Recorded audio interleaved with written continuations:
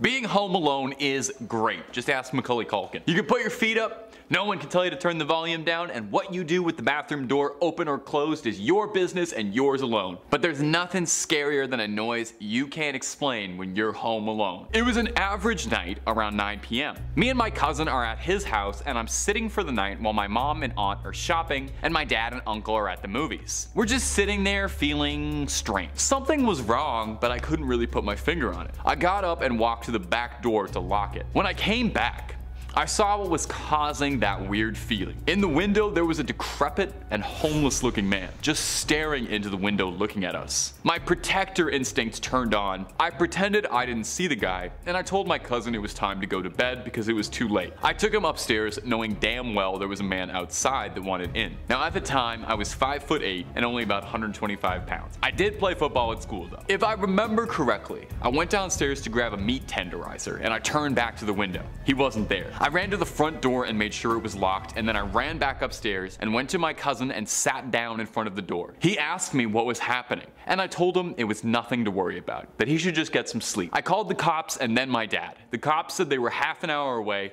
and my dad was 45 minutes away. I heard a window shatter and the sound of boots. I told my cousin to stay completely silent and hide under the blankets. It was horrifying. I grabbed the tenderizer and waited. About 5 minutes passed and I hear the boots walk upstairs. I heard him opening the doors to my aunt and uncle's bedroom, then the bathroom. I heard him make his way to the basement. After what felt like forever, the cops burst in, kicking the door in, and got the guy. Turned out, he was an escapee from a mental hospital a full province away. That's literally like the plotline to a horror movie. Absolutely terrifying, but good on him for having that big cousin instinct and making sure that the cousin was safe. And if you're looking for more freaky stories in this sort of vein, Top 5 Scary has all of that and then some. If you want something else a little spicier than scary stories, we got aliens, cryptids, conspiracies, true crime, anything freaky, we've done a video or two on. So hit subscribe, please hit that little bell so you don't miss a scream. But would you kindly do that at the end of this video, because I got 4 more scary Home Alone stories coming up for you right now. Number 4. It's another post from this same thread asking about people's scary Home Alone stories. This one very likely is going to have you locking the door tight and probably spending the night with the blankets pulled all the way up to your eyes. I had just moved into my first apartment. It was around 8:30 p.m. and I heard the doorknob moving like somebody was putting a key in it and turning and knocking. At first, I got pretty excited that my at the time boyfriend was home, but then I realized that it was too early in the day. He usually came home nearer to 11 and it was only 8:30 still. So I looked outside at the kitchen window and I didn't see his car or anyone's car that I recognized parked outside, and that's when I started to panic. The doorknob kept moving for a few more seconds and then stopped. A few minutes later, they had some piece of metal that they were sticking between the door to try and open the door. I freaked out and I locked myself in the bathroom. I grabbed a blade from the kitchen to try and protect myself. I called the cops. Whatever was on the other end was trying to pry the bathroom door open for about 3 full minutes before they stopped. Interrupting the story a bit, can you even imagine how horrifying that would be? 3 minutes locked in your bathroom waiting for the boys in blue to arrive while someone's clawing at your door? This person is braver than I. For context, this video has been about 4 minutes up to this point. Imagine the entire video you just watched, but you're petrified and shaking in a bathroom. Anyway, back to the story. Eventually the cops came in and they found an elderly man roaming my apartment with a crowbar. He used to live in my apartment and he wanted a bunch of stuff back that we took when we moved in. Police told me he was delusional. I'm so thankful and glad I didn't answer to the door. To this day, my heart still skips a beat when someone knocks on my door. And mine too. I don't think I'm opening my door for strangers anytime soon. Number 3. I was home alone and my parents were out of town. We just moved into the house, so there was an empty lot next to the house with a half-built house on it. My parents were the types to always leave the door unlocked. While they were gone, I was watching TV when all of a sudden, the door that leads into my garage from the inside starts to wiggle. I put my TV on mute to listen and I see it move this time. I start freaking out and I'm kind of in shock looking for the phone. I can't find the house phone, so I search for my cell. I remembered I left my charger in my parents' car, so now I am frantically looking for the house phone. Our house was pretty new, so my mom hadn't even put blinds or drapes up in the kitchen or living room. Again, no blinds, no phone. Whoever was wiggling the doorknob starts banging banging on the windows in the living room. I shoot upstairs looking frantically for the phone and also trying to figure out how and where I'd jump out of my house to get away from the maniac that's probably outside my door if I needed to. He then starts pounding on my door. I can tell at this point that he's using something metal or plastic by the sound of the thumps. I genuinely thought he was going to shoot my door open. I remember at that because I was mad at myself for being such a fool. I frequently talked on the phone and I always just left it lying around. I never put it back on the base. I wanted so badly to push the button to detect where my house phone is, but I thought if he heard where it was, he'd break the window near it and take it. I then remembered I left the phone in my mom's room, and as I passed the hallway, I see her dad's old weapon in my parents' bedroom, a long arm. I find the phone and I call 911. As I'm on the phone, the window breaks. I'm upstairs and I am scared to death, and suddenly everything goes silent. I'm waiting in my parents' bedroom. Pitch black closet for what seems like eternity. I hear the sirens. Cops show up, but there's no one to be found. I figured they hadn't gone too far since the incident had just occurred, but the cops never found my tormentor. On the plus side, the company that built the house next to us hired overnight security for the house, which was definitely refreshing. Number 2. In fall 2016, I moved into half of a really old house. It was built in the 1880s, a stone's throw from the original campus of Indiana State, which is now a park filled with homeless people. The owners basically turned it into a weird duplex kind of deal. Anyway, the layout of this house was pretty weird. You walked in the door and you were in a living room type space, and then you kept walking and there was a doorway to a bedroom, and past that was the kitchen. No doors. Only door inside the apartment was to the bathroom and one that led to the shared basement. This is a terrible living situation, may I say. My first night there was uneventful. I was kind of uncomfortable because I hadn't lived by myself in a long time and I was just sort of feeling lonely and on edge. I stayed up late and eventually fell asleep, but woke up around 3 in the morning. Cliché, I know. What woke me up sounded like a group of drummers were drumming on every flat surface of the living room. It went on for a while and I was completely terrified. It was just a cacophony of sound. After about 2 or 3 minutes, I finally gathered up the courage to get up and check on it. And as soon as I passed the threshold to the living room, it just stopped. Nothing happened the rest of the night, but I didn't get much sleep at all. A couple of days later, my friend was visiting and he was about to leave. We were standing by the front door to my bookshelf and I told him about how I was having trouble sleeping, and I told him that story about my first night there. As I was saying this, a book threw itself off the bookshelf and onto the floor 3 feet away. It had to fly past the dresser the shelf was perched and landed between the two of us. He just gave me a creeped out look and said, "I have to go." And I don't blame him. Eventually, I asked the guy in the other half of the apartment what was up, as he'd lived there for 8 years. He told me that no one stayed longer than a year and they all reported the same stuff. For whatever reason, he said nothing ever happened on his side. Doesn't make sense, but there it is. And sometimes, you just don't get the answers, and that's way scarier. And number 1, do you remember your first job? Mine was a newspaper route. Maybe yours was like a grocery store clerk or a babysitter. This next tale is a tale of babysitting gone deeply wrong. Perhaps one of the most infamous home invasion stories in American history is the babysitter killings in 1978. Lauren Strode was a young woman looking to take on a bit of responsibility and earn some spare pocket cash for the upcoming summer. She and her friends had a bit of a sitters club. On October 31st, 1978, Strode was looking after Tommy Doyle, a neighborhood boy while his parents were out, alongside friends Ann Brackett and Linda Vanderklok looking after one Lindsay Wallace. It seemed like it would be a fun night like any other in a sleepy town.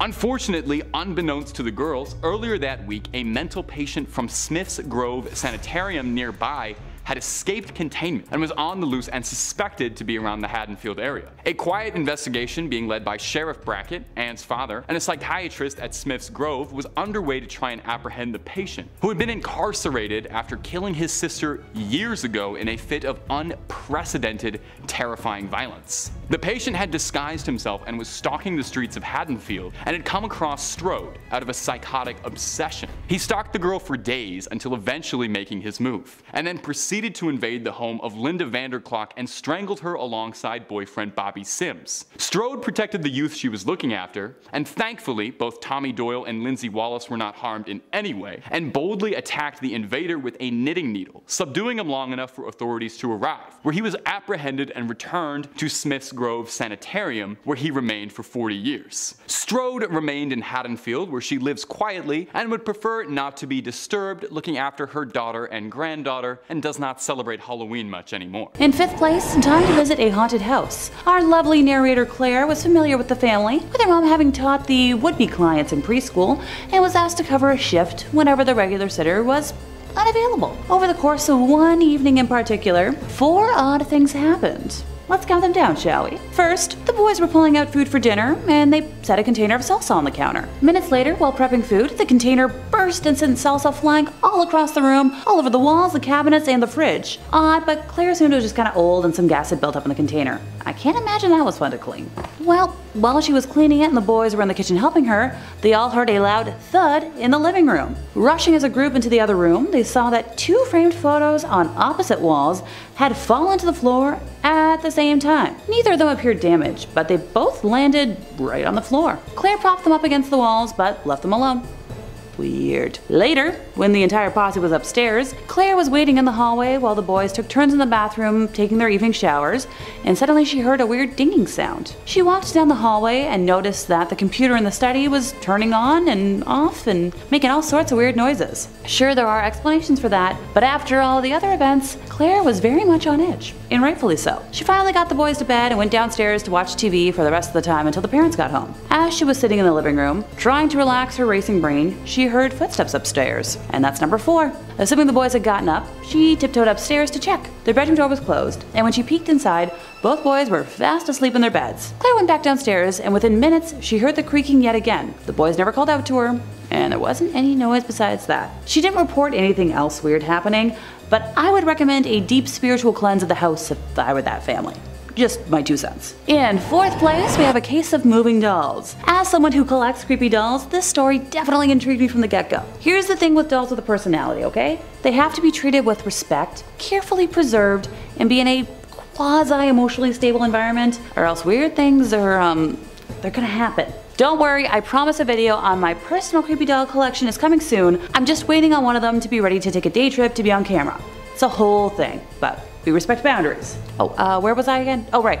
Poor Ashley. She arrived at the Lanford house one night, ready for what she thought was a typical babysitting evening. Upon encountering Sarah, mother of Kelly, she realized that poor Kelly was indexed within an inch of her life. Sarah had prepared a thoroughly detailed binder of everything Ashley would ever need to know about Kelly, and more. From a tab explicitly spelling out Kelly's allergies, to her every phobia, each show she was allowed to watch on TV and when they'd be on, and more. It took a while for Ashley to scoot Sarah out the door, but when she did, Ashley breathed a sigh of relief, wondering if the night was going to be an easy evening, or what the heck had she gotten herself into. Going through the binder herself, she observed that it was indeed supper time, in accordance with the minute-accurate schedule, and began following the precise instructions, prepping the water pot to boil. I would never be able to follow a minute schedule. No, thank you. While she waited for the water to, do its thing, Kelly offered to introduce her to the dolls that were in the living room, and Ashley happily accepted, hoping to figure out if the ward was genuinely neurotic or just a poor victim of extreme helicopter parenting. Kelly introduced Ashley to each doll in great detail, and then began to act out scenarios, pretending as if the dolls were alive and out to hurt her. Now look, I'm not gonna pretend I was a normal kid, but I don't think I put my Barbies in a scenario to end my life. I'm thinking, yeah, I don't think so. Poor Ashley ran for the binder, flipping through the phobia and usual behavior sections in an attempt to see if there was a way to placate the situation, when suddenly, Kelly stopped, as if nothing had happened. Ashley tried prompting her, seeing what had taken over, but nothing. By this point, the pot in the kitchen had finally reached a boil, and Ashley turned her attention to making dinner, hoping that sticking to the schedule would avoid any further weird behavior. After supper was over, and Kelly was watching one of the pre-approved shows on the list, Ashley noticed that some of the dolls that were previously in the display case had disappeared, and she couldn't find them anywhere in the house. Kelly hadn't left the first floor of the home while Ashley was making dinner, so she couldn't have just run off with them. She tried to shrug it off, but the weird thoughts continued to plague her mind, and rightfully so. It wasn't until later, when the duo was upstairs, that Ashley found one of the dolls hanging upside down from a painting that was way too tall for Kelly to reach in any way, and parts of another throughout Kelly's room while trying to put her to sleep. Ashley was thoroughly terrified at this point, and yeah, ditto, and when Sarah arrived home, bolted from the house as quickly as she could. The next morning, she woke up at home in her own bed with the last of the missing dolls next to her. She mailed it back with no return address and refused to ever enter the Lanford home ever again. In third place, we have a Scream knockoff. While Taylor was in her last year of university, she was determined to make extra money and decided to post ads online for babysitting and dog walking services, adding photos of herself and her phone number in an attempt to appear as legitimate as possible. Roughly an hour after finalizing her posting, Taylor was cooking herself dinner and heard her cell phone ringing from where she left it in her upstairs bedroom. Sadly, she couldn't retrieve it immediately since, she was handling a lot of hot pans, so she let it ring out. A few minutes later, it began to ring again, and when she didn't retrieve that call either, whoever it was called back, and repeatedly until she was finally able to leave her pans and bolt upstairs to answer it. When she picked up, all that she could hear was heavy breathing, so after she didn't get a reply, she hung up, but the phone rang again the moment she put it down. Annoyed by this point, and I would be too, Taylor picked up once again, this time finally encountering a male voice. The conversation began normally, so Taylor assumed that the call before was just a bad connection. He explained that he had a duo of very young offspring and wanted to know if she thought she could handle that responsibility. Taylor informed him that she had experienced dealing with poorly behaved clientele before and assured the man that she could handle what he was describing. The man followed up by asking if she could do any overnights, and this is where the red flag started to kick in for Taylor. Dang, I should have brought one today with me to count them off. Oh well, just imagine it, right here. Whee! Thanks to common sense kicking in, she firmly said that she would not babysit overnight and was met with only heavy breathing in response. She asked if he was still there, and after a period of silence, the voice asked, "Are you a virgin?"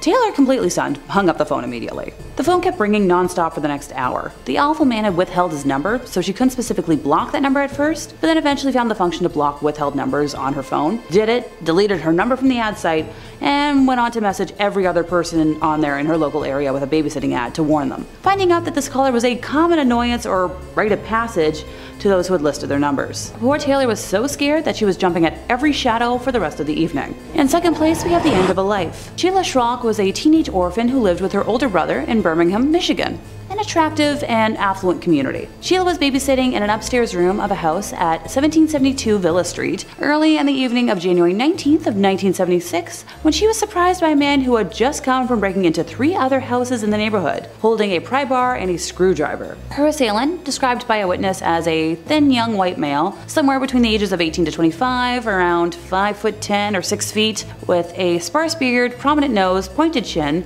removed her clothing, forcibly fornicated with her, and as this horrified neighbor witness watched from a nearby roof from which he was shoveling snow, ended her with a series of shots from a semi-automatic.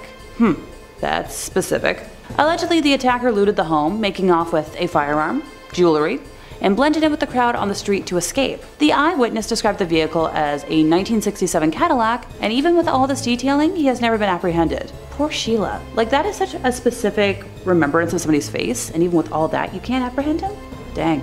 In first place, we have a complete kidnapping. On October 24th of 1953, Viggo Rasmussen, a professor at La Crosse State College in Wisconsin, hired Evelyn Hartley, the daughter of a fellow professor, to take care of his own very young daughter. That evening, Evelyn's father Richard called the Rasmussen house several times after she failed to check in as planned around 8:30 p.m. and was met with no answer each time. Concerned, he drove to the house, and when he arrived, the doors were locked, the lights and radio were on, and items were scattered all over the house. The living room furniture had been moved around to different places, ditto for Evelyn's school books. Richard found her shoes in different rooms, with one shoe upstairs and another downstairs. He also found his daughter's broken glasses upstairs, but no sign of his actual daughter anywhere in the home. During the search of the house, Richard observed that every room that could be locked was in fact locked, minus a basement room at the back of the house that had an opened window that was missing a screen. The missing screen was located outside of the room in the backyard, leaning against a short stepladder. Pry marks were found on some of the windows, and footprints had been found in areas of the house, along with traces of red fluid, leading to red handprints, on the garage that was over 100 feet away. Oddly enough, the charge Evelyn was watching was still fast asleep and unharmed. Police believe believes someone took Evelyn through the yard but dropped her on the ground before carrying her further, and this was supported by the police dogs who tracked her scent trail that ended 2 blocks away, where it's assumed that she was tossed into a vehicle just like a sack of potatoes. They were told by one neighbor that they had seen a car repeatedly driving around the neighborhood, and another person who lived nearby claimed they had heard screams an hour earlier, assuming it was just from local kids playing. Now, before anyone calls out nonsense on that, have you heard kids playing in the neighborhood? That gets loud. 2 days after the incident, local resident Ed Hoffer told police that while driving his vehicle, he was almost hit by a dark green, two-tone 1942 Buick as it was speeding in a westerly direction. So for me, I'm like, okay, green car? Inside the Buick, Ed reported seeing one man was driving the vehicle, while a second man was in the backseat with a girl. Ed also reported that a few minutes before the incident, he had seen the same 2 men with the young girl as he was pulling outside his brother-in-law's house, located conveniently around the corner from the Rasmussen house. Ed stated that the girl was wedged between the 2 men, and he had thought that she was, intoxicated, as the 2 men were holding her by the arms as they were walking down the street. Now, if you think this all sounds a little too suspicious and made up, you're not alone. The police did bring in Ed as a suspect, but sadly he passed 2 lie detector tests, and no remains or DNA were found on his property. Some folks, such as myself, are pretty sure he had something to do with all of this. Several days after that fateful night, various items of clothing, many of which were stained with red, were found at different locations, and tests proved that the red stains matched Evelyn's DNA. Over 1,000 members of the local community, including law enforcement officers, the National Guard, Boy Scouts, and La Crosse State college students and faculty participated in a search. A vehicle inspection program was also undertaken with the intent of searching every vehicle in La Crosse County. Gas station attendants were asked to check cars for red stains, and recent graves were reopened to determine if Evelyn's remains were placed with a recent burial. In May of 1954, mass lie detector tests were conducted on La Crosse area high school boys in an attempt to find out more information about Evelyn's disappearance. Though local authorities had planned to test, 1,750 students and faculty, the testing was controversial and was halted after around 300 were tested. And to this day, no clue what happened to Evelyn. Number 5. Our first story was shared to Reddit by a user named Girl Porker, and is a story that'll have you uninstalling Snapchat if you haven't already. One day, Porker received a message from a contact that he didn't recognize. The snaps were innocuous enough, a little, hey, how are you? So he assumed it was a friend messing with him on a new account that he didn't know about. The account told him he should try out a new Snapchat lens called Eyes of the Underworld, which shows you the other world hiding beneath our own. Porker installed the lens and ran it through a bit, describing the lens as a pretty simple effect, saying it just distorts whatever is on screen and adds a few flickering sprites and shadow effects to the background to give off ghostly vibe. Porker assumed it was just, marketing stunt for something, advertising something. But Porker said that a few days after, however, he'd noticed that he was sleeping a lot worse than he ever had in his life, complaining that he was having these violent, turbulent dreams where he was being pursued by shadowy figures that dragged themselves across the floor. This recurring dream happened to him 3 or 4 times. He said the dreams were stressing him, but what was really scaring him was how when he woke up, he would notice he had scratches and bruises that he couldn't explain appearing all over him. Porker said he was definitely getting scared and even considered looking into finding an exorcist just in case what he was dealing with was a true supernatural threat, which, understandable. I think if I woke up with scratches all over me, I'd assume demons were involved, or my cats. Porker smudged his house with sage and attempted to clean his house, but said that this only made things worse, and he started to hear growling late at night and experiencing intense bouts of cold sweats. And in extreme action, Porker destroyed his phone. He filled it to bursting with orange juice to fry the components and hucked it into a river to free himself. Miraculously though, it seemed to work. Porker said that after that the nightmares stopped as quick as they began, and all it cost him was a new phone. I would have tried a factory reset personally before chucking it into the water, but hey, we all have our methods. I don't think a ghost can survive a factory reset. And hey, if you're looking for more ghost stories about creepy technology and all sorts of twisted things out there, Top 5 Scary has all of that and then some. If ghosts aren't your jam, we got aliens, we got cryptids, we got conspiracies, we got true crime, we got fake crime. Basically, if it freaks you out, we got a video or 2 on it. So hit subscribe, please make sure to hit that little bell as well, and I know this is a big ask, would you kindly do that at the end of this video, because I got 4 more scary Snapchat stories for you coming up right now. Number 4, the AI. This story was posted to Reddit as well. Recently, there was a new feature on Snapchat, which was that there was an AI that can talk to you. One day, I was in bed asking it absurd questions. Are you human? What is God to you? That's That's a very esoteric, absurd question to ask an AI. What is God to you? That is poetic. That's beautiful. It started to say, I'm sorry, I don't have access to this. I don't know where you are, and messages saying, it's just an AI and can't answer those questions. Can any of us answer what God is to us?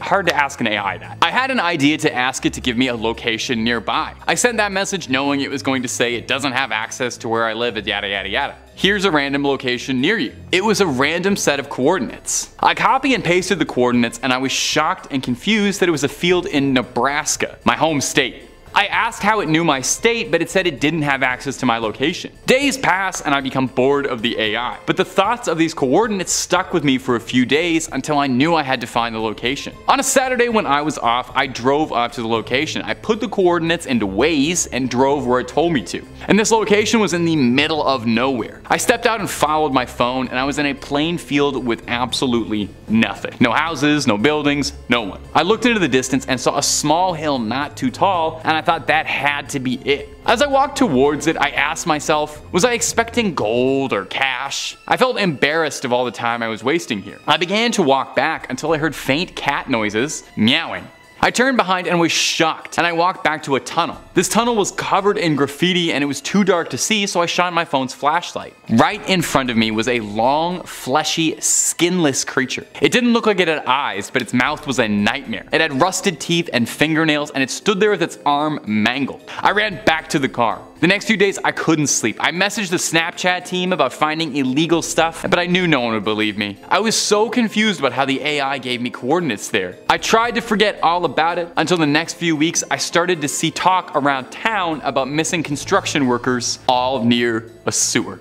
Blech. Number 3. The Stalker. Michael Melanson is a former Marine and foster parent living in a small community in California called Kings Canyon. While checking his Snapchat messages, Melanson noticed something unsettling. Among these usual snaps was one that stood out from an unrecognized username. Intrigued, Melanson opened the snaps unsure what to expect. What he saw made this fully trained Marine chill. The message was a picture of Melanson with an unnerving caption saying, "See you soon." More pictures would get sent showing places on Melanson's daily routine. His gym, his favorite coffee shop, a close-up picture of the street sign where he lived. I would probably block that guy and actually chuck my phone into the river. I think that guy from 2 points ago had the right idea. But Melanson reached out to the authorities. It seemed like the Marine had a stalker. The police had advised him to save and document all of the messages as evidence, and they launched an investigation, although little came of it. Surprise, surprise. The snaps continued and grew more invasive. More photos of the neighborhood and frequent hotspots. It reached its peak when one of the photos was that of Michael inside his own home. Michael then fitted his house with security cameras and confided with friends about what was happening. He became hyper aware of his surroundings, constantly pinging and scanning for any threats. The stalker seemed to have calmed down and the messages were dwindling out. Was it over?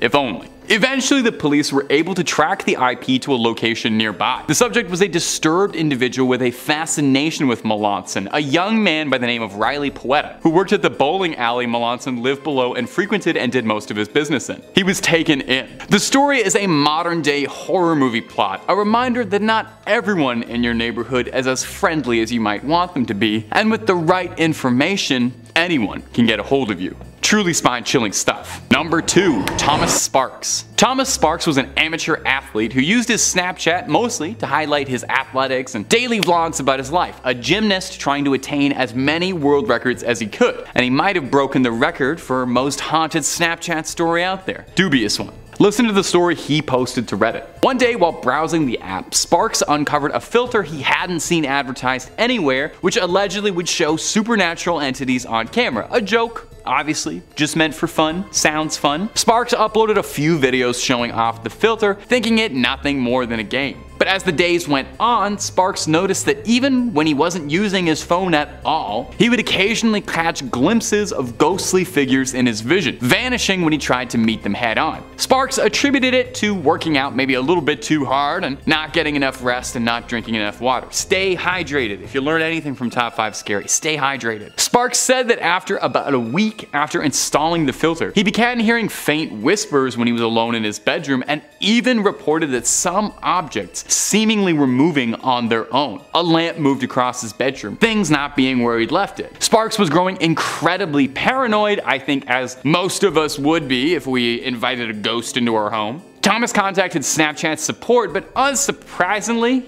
they didn't have much to offer for him, instead only giving a generic message stating that the filter is just a playful feature and the company doesn't take any responsibility for any paranormal hauntings that could occur as a side effect. Well, they probably didn't say that, but hey, have you ever read all of Snapchat's terms and conditions? That might be in there. Nobody's gonna sit down and read all that. They might have something about ghosts. Out of ideas, Sparks deleted the app from his phone and claimed that he'd stopped experiencing any of the paranormal activity that was bugging him before and has since not used the app whatsoever. What do you think, gang? Was Sparks telling the truth? Did he unintentionally become a conduit for spiritual activity? Or is he taking home a gold medal for creative storytelling? You tell us. Also, shout out to this guy just deleting the app. Everybody else went through all this like hullabaloo, but he was the only guy who just figured out like, oh yeah, I'll just get rid of this. Seems way easier than anything else. And finally, number 1. Snapchat stories can be a very mixed bag. There's good odds most of what you'll see is just sponsored junk, ads for IGN, models doing their thing, you know. But every now and then you come across something that catches your eye and hooks you in, maybe too far. That's what happened to James Brett Varney, an educator from Moncton, New Brunswick. Varney reportedly, while scrolling through stories, clicked on one from a profile he hadn't heard of called Unknown Realms. The story in question was a series of random, quickly edited, unsettling videos. Cryptic symbols, unintelligible writing and sounds, and quick flashes of people in dark robes surrounded by candles and ominous objects looking like a deleted scene out of Eyes Wide Shut. Varney was naturally unnerved by what he had seen, but brushed it off, assuming it was probably just, you know, promo for some sleeper indie horror A24 hit that your friends are all gonna say is really good, but you're never actually gonna watch. As time went on though, Varney found himself thinking more and more about the flashing images, saying that it felt like it was a dream replaying in his head over and over,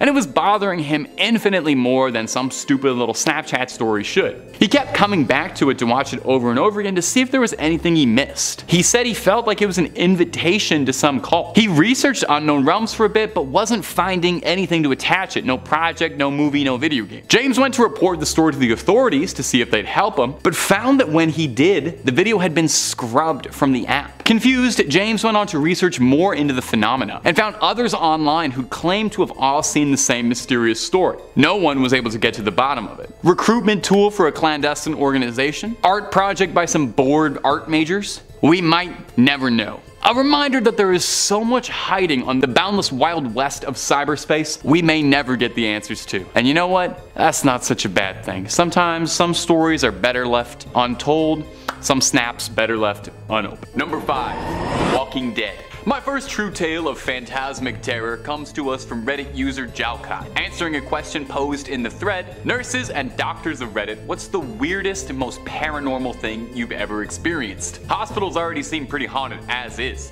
so it's no surprise that there was so many good answers. But Jalcott stood out. Take a listen. I'm a psychiatric nurse, and early on in my career, I worked at a residential mental health facility. One of our residents was an elective mute, which means that he didn't talk, but there was no medical reasoning as to why. He had spoken earlier in his life, and in fact seemed quite normal back then, with the exception of being close to 7 feet tall. He'd been raised in the Deep South and joined the army when he was 19, but one night he vanished. He was declared AWOL, and eventually he was declared missing, and later officially declared dead. However, 10 years later, a 7-foot-tall man walked into a Virginia hospital ER in my part of the Midwest and said to the receptionist, "My name is Marion Deschênes, and I've been dead for 10 years. And according to the Redditor, those were the last words he ever spoke to anyone. He had shown up to the hospital covered in dust and wearing an old uniform that he'd been wearing the night he vanished. His social security had not been used at all, and he had no ID on him whatsoever. However, via fingerprints, they were able to identify him. The family was notified, but they said they had already grieved their lost man and that whoever was claiming to be him simply wasn't, and asked to never be contacted again." The nurse went on to add that Marion would pace all day, every day, moving his mouth in a way that looked like he was muttering to himself, but nothing came out when he moved his lips. He had an unnerving habit of throwing his head back with his mouth wide open as if he was laughing hysterically, but not so much as a breath could ever be heard. The nurse said she tried talking to him almost daily, and he would appear to listen, but only reacts by periodically throwing his head back in that laughter mimicking way of his. Various medications and treatment plans were pursued, but nothing ever affected him. Therapy was tried as well, but all that would happen was Marion would just grin and start pacing again. She goes on to say that on her last day, she saw Marion pacing in the parking lot, throwing back his head to laugh. She closes by saying all those years she'd wondered, was he a ghost? And all those years later, she still doesn't know. Click through and listen to as many top 5 scary videos as your ears can handle. Moving on. Number 4, things that go bunk in the night. Now you would never ever believe this, but our next story comes from Reddit as well. A similar thread, a similar question. What's the most paranormal thing you've ever experienced? Lots of good ones to pick from, but this one from Mad Rampager really stood out for me. I used to be in the military. The training camp bunk that we lived in was said to be haunted. Occasionally, our stuff would go missing and reappear in weird places, like under our bed or inside a bag that we'd zipped up and stuff. No big deal, right?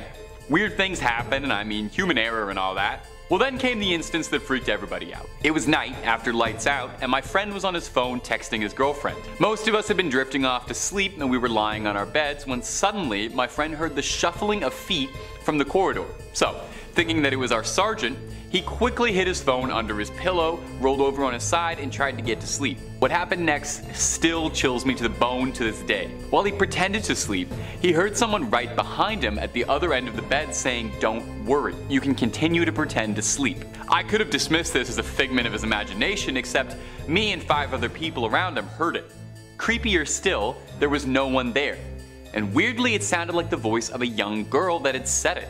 For reference, our camp was in the middle of an island and was set up away from the main admin building. The island had been closed by the government for army training purposes for the past 15 years, so there were definitely no civilians around, let alone any children. To make matters freakier, when we came back from our weekend home leave, there was a bunch of hair on his bed, neatly bundled up, long and jet black, and underneath his pillow was a note. Remember me? Now, as I said, we're in the middle of a forest, in the middle of an island, and at that point in time, there were no female recruits whatsoever on the island.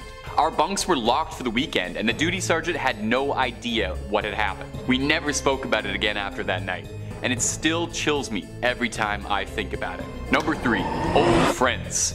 Our next story is from a Reddit thread asking, "What's your ghost story?" And I gotta point this one out just because it was too funny, but the original poster included the title in brackets, "Serious?" to deter any would-be paranormal pranksters. Just serious ghost stories, please. Luckily, Redditors obliged. User Barbed Cats shared this terrifying tale. When I was 37, I went to my high school reunion. I flew into the nearest airport and rented a car. The distance was about 35 miles through a very rural and almost abandoned part of the country. About 3 miles outside of town, I see someone on the side of the road flagging me down. Up in the North Woods, no one ever leaves someone else stranded, and it would turn out that the guy standing there was somebody I'd actually been to school with, my old friend Jim. Jim gets in the car and we start talking, catching up. I hadn't seen him in 20 years, but he still looked the same, maybe just a little bit older. We get to town and I ask him if he wants to come to the reunion with me and have a drink. He says no, just take me back home. Jim's parents had lived only a few blocks from my grandmother's, and I turned in that direction, but he said to take him to the part of town that really was just the outskirts, up by the fairground and the cemetery. There was a mobile home park out there, and I figured that must be where he lived. When we reached the end of the turn, he said, "Just drop me off here. It was nice to see you again," and he walked off into the night. So I went to the high school reunion, met up with some old classmates, and we start to talk.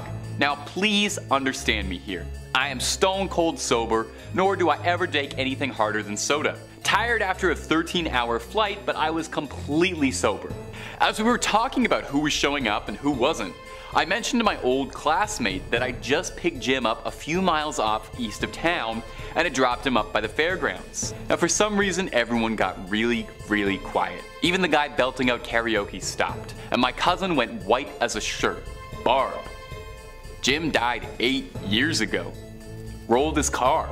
I start to feel really dizzy, and I go out to the car to take some deep breaths and decide whether or not I'm going crazy. And there on the seat was a newspaper printed 8 years ago containing Jim's obituary. I still have that damn paper. Every now and again I take it out to stare at it, and I still wonder just what the hell happened that night. Number 2, Ghost on the Line. The next story comes to us from a thread asking law enforcement officers of Reddit what is the creepiest call that you've ever been on. We got a very creepy answer from user Smokey Bonaparte sharing this creepy little tale.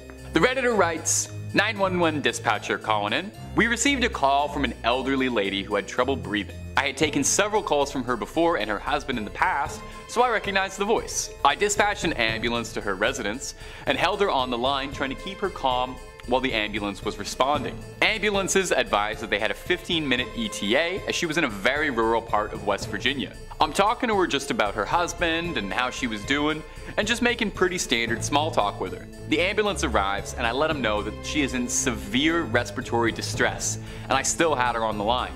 I let her know the ambulance is coming to her door to go answer the door and she says okay and hangs up the phone. Oh, that's pretty normal, right? Well, here's where it gets very weird. The EMT and paramedic on scene call back about a minute after, and they say that no one is answering the door. We have a sheriff in the area pulling on scene about that time. The sheriff unit confirmed the address and he's breaching the door to make access to the PT. 5 minutes go by and the paramedic on scene radios to ask me who called. I tell him it was the elderly woman who lived on residence. He tells me he's going to call this in and he needs to speak with my shift supervisor. We get him over to the supervisor and the supervisor confirms the same information I relayed, that it was all correct, and asks what's going on. Apparently the old woman had been dead for a while and was already in full rigor mortis. They thought I was wrong on the caller, but the other dispatchers played it back for them and confirmed it was the old woman who called. The ambulance transferred the hospital and we got the same calls and disbelief from the doctors. But I took a call from a ghost that day.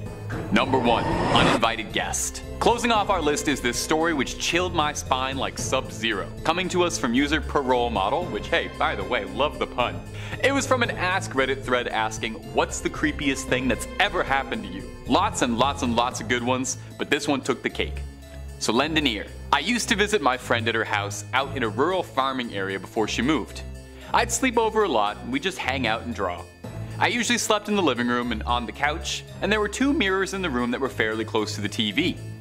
When the TV was off and I was walking by, I started seeing shadows move behind me. I thought it might just be something off the TV screen, and then one evening I walked into the living room to get my sketchbook so I could sketch in her bedroom. I bent over and picked it up, stood up straight, and I looked in the mirror and saw a man behind me. A man standing in the hallway leading to the living room. He was average height, bald, and a bit old. I turned to look at him and no one was there. I turned to look at the mirror again and he was gone. I felt more than a little spooked. Another time we were just sitting in the living room and we heard what sounded like a kid's footsteps running across upstairs quickly. She had 2 adult siblings, but they were out at work leaving us all alone. Around that time I decided to sleep in my friend's room instead of the living room, only to wake up in the middle of the night to see 4 posters slowly get peeled off the wall. No, it wasn't just them falling and dragging each other down. It looked as if someone was carefully unsticking the tape and removing them. The next morning my friend put them back up saying, well, I need to get some better tape. She and her family eventually moved out because they couldn't afford to keep living there anymore. We'd never really talked about anything that had happened in that house, as if talking about it might actually make it worse. But after she moved, I finally confronted her and said it. I said, dude, your house was haunted. I hope you knew that. She replied, yeah, we knew it was. Some guy and his granddaughter used to live there, but he took her life and then took his own. So it was probably them or something. I never told you because I didn't want to scare you. Later, she would dig out a copy of a news article she got from a local paper about the crime. The picture that went with the article was the exact man I saw all those years ago. Number 5, hit and run. A hit and run is probably in the top 5 lamest things that can happen to you. Simpsons Hit and Run, however, fantastic. Someone hits your car and then doesn't have the decency to pull over and check in on what's wrong. Even more frustrating is to know that you'll probably never get to find out who did it unless you have the army of the internet on your side. A Reddit user named Meatheaded had experienced a hit and run and frustrated and at a loss turned to Reddit to try and find some answers with what little evidence he had to offer. When he posted a picture of a broken headlight to r/what is this thing, he probably didn't expect as much of a response as he got, as it was kind of an odd question. But some 400 comments later, and Redditors had managed to accurately find the model of the car down to the make, model, and year, and all of this just off of a bit of broken plastic and glass. Meatheaded then took the information and ran it through a database and found a 91 gray Cadillac that had been reported stolen. Meatheaded sent the data over to the traffic crimes unit of his local police department and were able to corroborate the data to track down the missing car and the suspect. Again, all just on a blurry photo of a broken headlight, which is downright incredible. Not only did they manage to find the car, but they also managed to connect it to a theft, busting 2 crimes with 1 post. Most Reddit posts don't get nearly that lucky. At most, you're getting a few upvotes, not solving a crime. And if you've got a love for scary videos, my friends, let us know. Subscribe to catch more of them every day, twice a day. Let's keep going. Number 4, phone scam. Now, not every crime has to be a grim one. Sometimes it's as simple as helping somebody get out of a scam. In 2019, an anonymous Redditor posted a complaint to the Reddit Bureau of Investigation subreddit, complaining that he had been scammed while trying to sell his phone privately. The Redditor had been in a bad situation, in dire straits, needed some quick cash, and was selling off an old phone to someone he'd met on a local listing site like Craigslist. He met the customer, who asked to meet late at night. Not thinking too much of it, the Redditor obliged, only to have his phone swiped quickly, and when he noticed the money he'd been given, he'd noticed that it was all counterfeit bills. Frustrated and scammed, he was helpless with no idea what to do. A Redditor reached out to the original poster and helped them track the number that he was given to contact the scammer. They searched through and found that it belonged to a 75-year-old man who didn't quite add up. So they did some more digging, and they found that the man who owned the phone number had one relative who happened to share a name with the scammer. Through more digging, the OP and Reddit discovered that the man had been arrested previously and had a suspended driver's license. Kind of amusingly, the original poster went back to the police with all this new information and discovered that the detectives had copied down the numbers of the scammer down completely wrong, so they were never going to be any help at all. 2 days later, they called him into the station to look at a lineup, and they'd found the phone scammer. His grandfather had been paying it off, and the relative he'd been looking into was the scammer's father. The detectives thanked him for his time, and they charged him with criminal fraud with the intent to deceive. The OP got it solved, he got the phone back, and the scammer got charged. And you got to hear about this story in this lovely video. So, win, win, win. Number 3, hit and run again. In August of 2018, a woman went out for a bike ride and tragically was struck fatally during a hit-and-run accident. There was nothing to tie a perpetrator to the scene, no cameras, no footage, no security footage. The only evidence that the police had found was a small black fragment of the vehicle that had struck the bicycle, but it looked indescribable. Not knowing what else to do, Washington State troopers tweeted out a picture of the fragment in a desperate attempt that maybe the internet's collective hive mind might be able to help them identify anything since, well, they were plumb out of ideas. The post eventually made its way to Reddit, posting to r/whatisthisthing, and we know from a couple minutes earlier in this video that r/whatisthisthing is really good at identifying random car parts left behind at the scenes of hit and runs. Well, lo and behold, the Reddit intelligence once again took care of the impossible, and within a while, the unlikely hero named Jess Nuts posted that it was part of a headlamp of an '88 Chevy Silverado. The Redditor clarified that he was a Maryland state inspector for years, and part of each of his inspection process was a mandatory headlamp adjustment. So he explained that he has seen a lot of headlamps in his time, and immediately recognized what part of the car it should have belonged to. With this tip in hand, it was only a few days later, on August 14th, 2018, where the state troopers tweeted out that they were able to make an arrest after Reddit users identified the broken car part, leading them to the driver, who was swiftly apprehended. The driver had been driving very tired, allegedly, and didn't look back after he'd hit someone because he didn't want to see a body. Not really a great excuse. He was sentenced to 4 years. It may not provide all the closure for the family, but thanks to the help of some Reddit detectives, the case was able to be closed and some justice was able to be served. Number 2, Jane Doe. In 2014, Reddit user CallMeIce shared a story about an unidentified set of bones lying in a cemetery in Strongsville, Ohio. The user was researching another cold case at the time, amusingly, and was searching for genealogy records and came across the unidentified skeleton and became very intrigued by the mystery. Why was there never an effort in over 40 years to make an identification as to who these bones belong to. Wishing to right a wrong, Call Me Ice posted to r/unresolved mysteries in the hopes of getting some resolved mysteries. The Strongsville Jane Doe, as she was known, was first found in 1975 by 3 boys who were exploring a nearby forest. They found a skeleton lying on a sandbar, mostly intact, but missing some of its jaw. Naturally, the bones were reported, and it was thought to belong to a woman estimated aged 18 to 25, who had suffered a fatal gunshot approximately 5 months before being discovered. Detectives at the time checked her across several missing women cases, but were unable to make any connections or draw up any significant evidence, and the trail went completely cold for decades. Until 2014, when Call Me Ice started to look into it. Call Me Ice got in touch with the cemetery and managed to get access to the original autopsy files and a photo of the skull. She sent it over to a digital reconstruction artist, who then made up a mock-up. Now, nothing too much happened for a while, until in 2016, the forensic artist who had done the reconstruction came across a listing on the NamUs website, that's the National Missing and Unidentified Persons System, of a woman named Linda Pagano, who had disappeared under mysterious circumstances around 1974. She'd come home from a concert and gotten into an argument with her stepfather and supposedly left to go visit her mother, where she was never seen again after.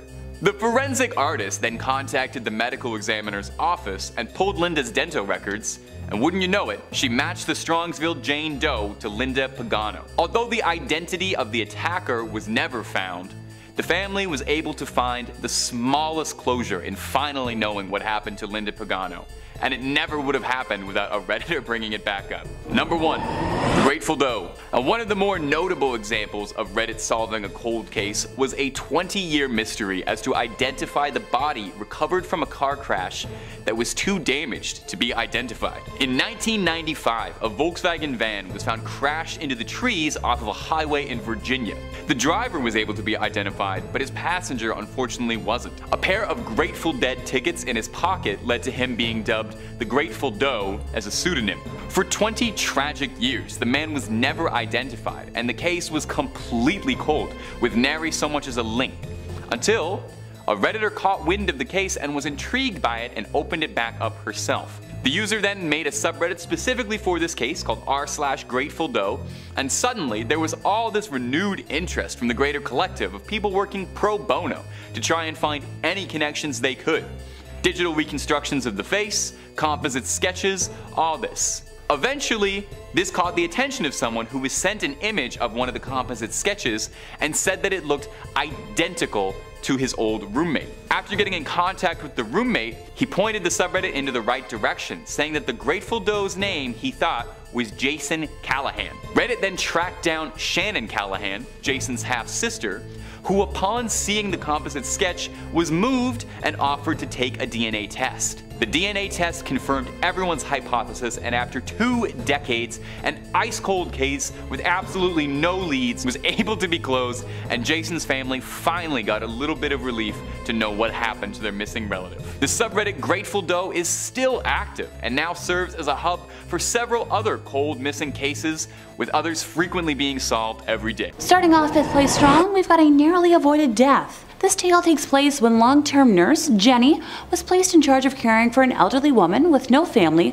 who was admitted to the hospital when her husband passed away. She didn't speak often, but when she did, it was usually just words that made no sense together. Jenny felt bad for her because ever since she'd arrived, so many of the residents in her area that she, seemed to enjoy spending time with had passed. She put up a picture of each of them next to the pictures of her husband and several others who were probably just family to remember them. Being an extremely empathetic person, Jenny felt sorry for this woman and strived to give her extra attention whenever she could, and formed a bond with the lady. It just seemed so unfair that she had, such luck and kept losing people that she cared about. One day she looked at Jenny and said, plain as day, "Sweetie, I think I'm done now," and handed Jenny a picture. It was a picture of Jenny, and she smiled because it touched her heart that she was so important to the old woman. She passed nearly a week later, and poor Jenny cried for days from the loss.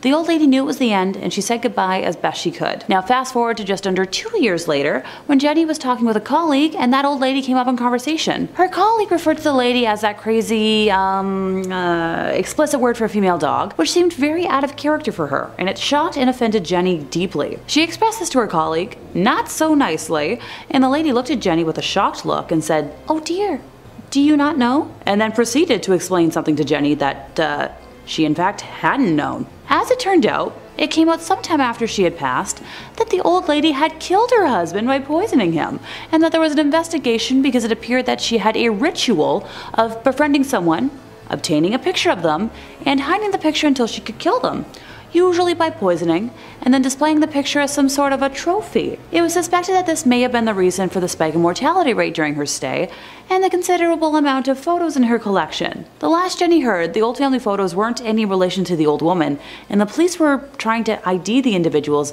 and compare them to several cold cases. Sheesh. Thank goodness Jenny survived to tell the tale. In fourth place, time to tell the tale of a rocking bed. Nope, not a rocking horse, rocking chair, or like an ottoman.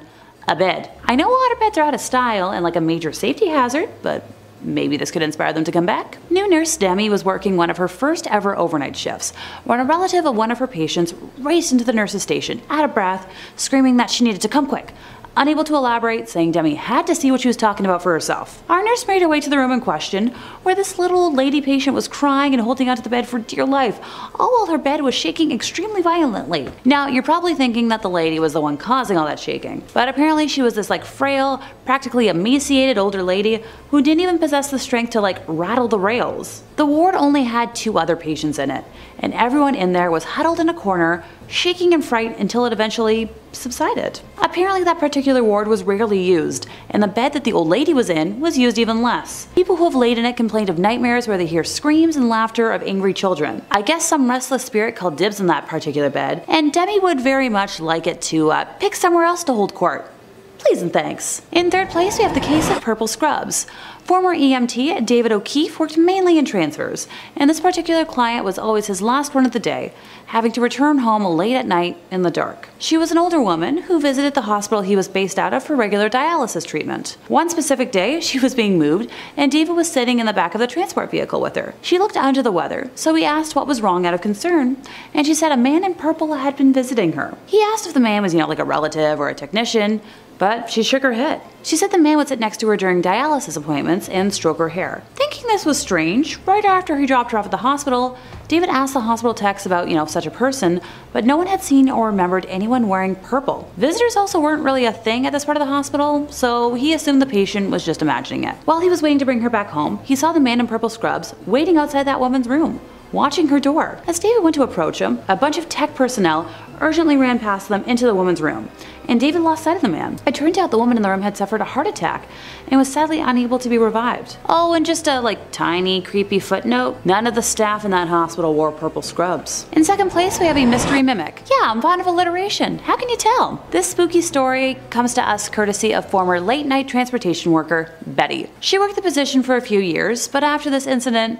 did everything possible to never work a nighttime shift ever again. The transport home base was in the basement of the hospital, where all laundry was done and all supplies were sorted and housed. On this particular night, Betty was the only one in the basement when she heard whistling at the end of the hallway by the elevator, and poked her head around the corner expecting to see her only coworker on duty that night, but there was absolutely no one there. And so, she shrugged it off. That night in particular was slower in pace, so she opted to take a snack break and veg in the break room for a bed, when she heard a loud bang out of nowhere.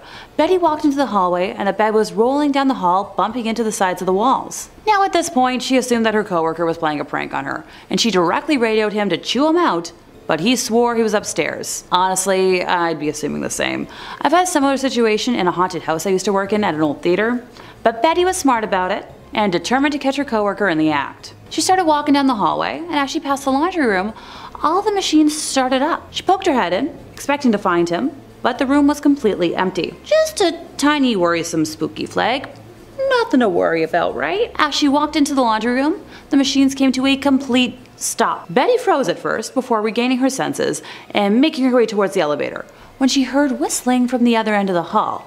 Now at this point, she's certain that she's the only worker in the basement, and is repeatedly pressing the elevator buttons in an attempt to rush it. As she was waiting for the elevator, things started falling off the shelves down the hall. Betty could only stare in shock as boxes of gloves, tissues, and packages of tubes fell off various racks one by one. Her entire body broke out in goosebumps, every hair standing on its end, and the feeling of being watched had completely consumed her thoughts. When the elevator finally arrived after what seemed like forever, Betty felt the sensation of someone brushing her arm and screamed in panic. Upon exiting the elevator upstairs, she made a beeline for the cafeteria, where her coworker actually was, and broke down explaining the entire ordeal. Now, before y'all ask, but Alexa, how was this spirit a mimic? Turns out that Betty usually whistles to herself at work at night, chats with the laundry folks during daytime shifts, and the items that fell off the shelf slowly were common items that she would have to retrieve.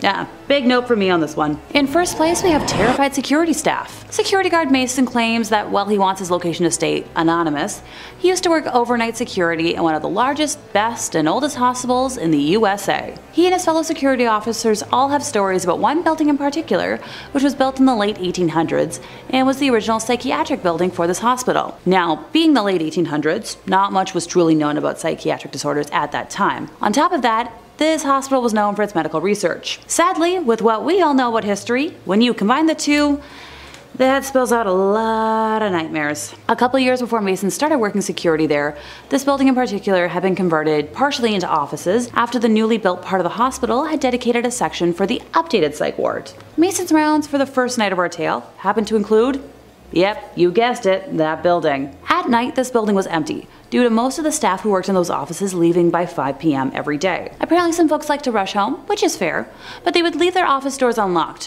which was a big no-no, due to medical information being located in their offices.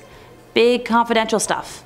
Kinda want to keep that locked up. It was security's job to go to each floor, make sure every door was locked, and if it wasn't, to secure it themselves. Mason did his initial sweep of the building to make sure it was clear of people, and then proceeded to do door checks. The hallways were pretty narrow, so he could check both sides of the hallway's doors at once. At the end of this hallway, there were 2 sets of doors you had to go through to reach the final office, which was a dead end, so you had to come back out, go the other way. He noticed everything was secure, so he was ready to move on to the next floor. He exited the 2 sets of doors from the dead-end office and froze at what he saw. Every door that he had already checked was completely ajar, and set so perfectly so that their own weight wouldn't cause them to shut again. A single wheelchair had appeared at the end of the hallway and was facing towards the steps. Mason had heard other security officers outright reject that set of rounds due to the strange stuff that was happening, but he originally laughed it off until that night. He went around and forced the now open door shut and tried to shrug it off. Nothing else weird happened that night, and he returned the next night to patrol the miners' ward. The area was just under construction, so security was needed to make sure nobody got hurt by accident and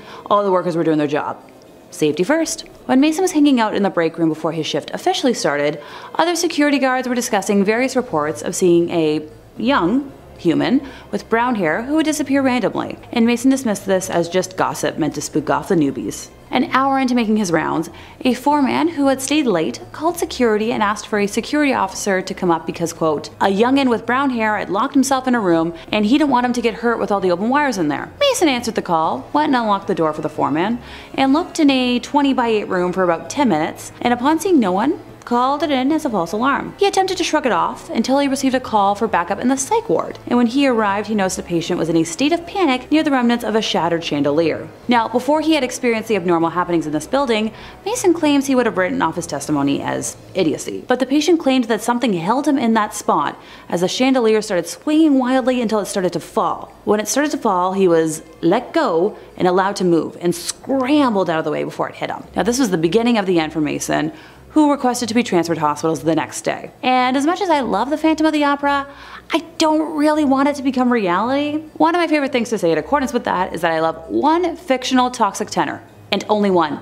Emphasis on fictional. Number 5, Patty Donovan. This is a tale from the investigative files of Ed and Lorraine Warren, my favorite paranormal investigators. 15-year-old Patty Donovan came across the Ouija board and decided to use it to find a friend. From the first yes in response to her queries, she was hooked. She spent months falling in love with a spirit she believed to be in love with her, telling it specifics about her everyday life. After a year of telling all of her secrets to the board, Patty had become emotionally dependent on the spirit, asking it one night to reveal her future. During the very long session, it laid out a scenario of Patty's life for the next 6 years, providing specific details, right down to the date of birth of her first offspring, and the fact that she would have a total of 3 spawn by 1978, which is all information that would eventually prove correct. Being as dependent as she was on the evening of March 2nd, Patty now pleaded for the spirit to manifest. The next morning, Theodore Donovan found the spark plug wires pulled out, the rubber hoses unfastened, and the fan belt cut when he attempted to start his car. And not much later, Patty attempted to start her car, and it was discovered later that the internal engine had been completely disassembled. That week, other incidents of apparent vandalism occurred around the Donovan house. Foundation shrubs were yanked out of the ground,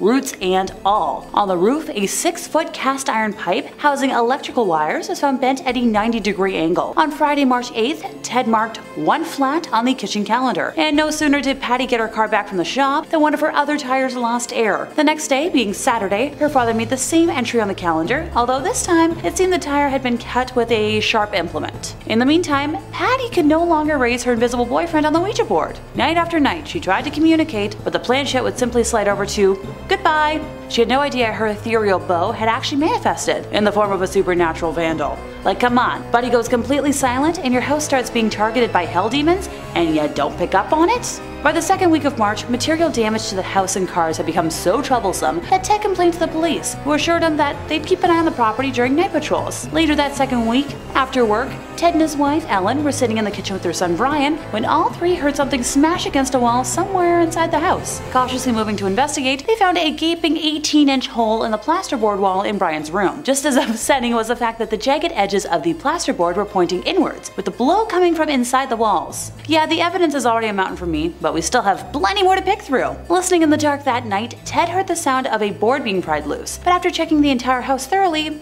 found no loose boards. The house was further plagued by loud noises every night that only escalated in frequency and volume, along with further unexplainable damage to the walls. On April 1st, furniture began to levitate, with a 250-pound dresser flinging its contents while flying erratically. Rocks had also begun to rain from the sky, pelting only the Donovan house, which the police bore witness to. Ted eventually broke down at work and explained the horror of his home to his supervisor, who urged him to reach out to the Warrens. Ted instead tried moving his family into a hotel first, and the spirits followed the family there, destroying the room and making so much noise that the family was thrown out of the hotel and forced to return home. Finally contacting Ed and Lorraine, they arrived in Maine as quickly as they were able to, finding the home in complete disarray. Lorraine said nothing, although at the time she sensed in the home the presence of entities so numerous and threatening that she had to fight with herself to keep from going back outside. After a lengthy tour of the house, Ed and Lorraine conducted an interview with the entire family, where Patty's history with the Ouija board was revealed. To that I say, about dang time. The Warrens then contacted the Catholic Church to begin the process for an exorcism, which that process sadly took a month to be granted. The family experienced many more unexplainable horrors during that time, but that alone could fill out a top 5 of its own, so let me know in the comments if you want that eventually. Number 4, the first victim. The board's dark history begins with the strange death of the owner of the original trademark, American entrepreneur William Fuld, in 1927. After acquiring the business from its former owner, a medium named Helen Peters, who sold it because of the serious damage it caused to her family, William built the company into a profitable business. Shortly thereafter, he began to experience his own family troubles that resulted in him cutting his brother out of the company in 1919, and just like my mother and I, they never spoke again. 8 years later, on February 24th, William was on the roof supervising the erection of a flagpole when a support suddenly snapped and he toppled off the building. He tried to break the fall by grabbing onto a windowsill, but the window closed and he fell to the ground, breaking several ribs. He should have survived, but the vehicle hit a bump on the way to hospital that sent a splint of cracked rib bone into his heart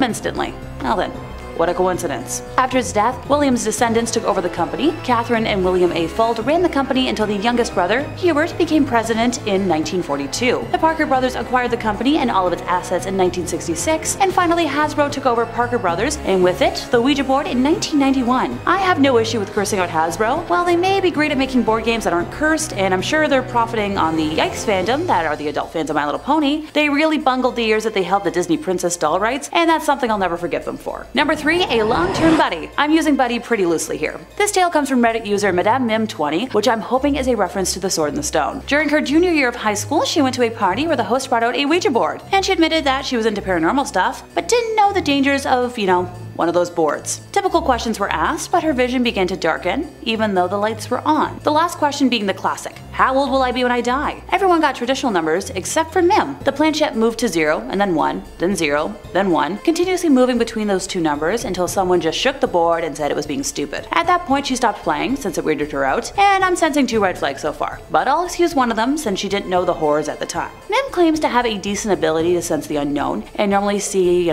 beings or ghosts. This one showed up during one of her classes not even a few weeks later. If anyone's getting deja vu, this is reminding me of Patty Donovan as well, don't worry. At first the ghost appeared like a comforting protector, until he wasn't. Weird things in Mim's home would happen, ranging from drawers opening, whispers, shadows, lights in places where they shouldn't be, and books moving on their own. And at night it would be much, much worse. He would just stand in front of her door and the fear would ooze out of him as his form would change. Mim had no doubt that he was downright evil, to which I say, no S-H-I-T Sherlock. She dealt with all of this single-handedly until she moved in with her husband, so I'll give credit where credit is due for enduring that. Things escalated in the now duo's first home together, a small 400 square foot rental. Footsteps, breathing, and unknown whispers became the norm. At the time, her soon-to-be husband was a practicing Wiccan and had blessed most of the home, but forgot about the porch and outer walls, where they would hear scratches on the walls and knocking on the door and windows. Folks had seen her demonic attachment as a shadow and described him as tall and built like a brick house. Also that he felt just outright bad and would always go back into the room Mim was in. Her husband had tried to banish him out and it didn't go well. For context, her husband worked the closing shift at his place of employment and would get home at around 3:30 a.m., which happens to be right in the middle of prime haunting hours. There was a road he would have to take that was very haunted as well, with a history of lots of accidents and right next to a good-sized river. One night he got home looking extremely pale and sweating. Turned out that while driving on that specific road that night, his brakes failed and he couldn't stop. He was going about 100 kilometers an hour, and the wheel began to jerk out of his hands towards the river. He had to use all his strength to keep that car on the road because the wheel was just yanking so hard.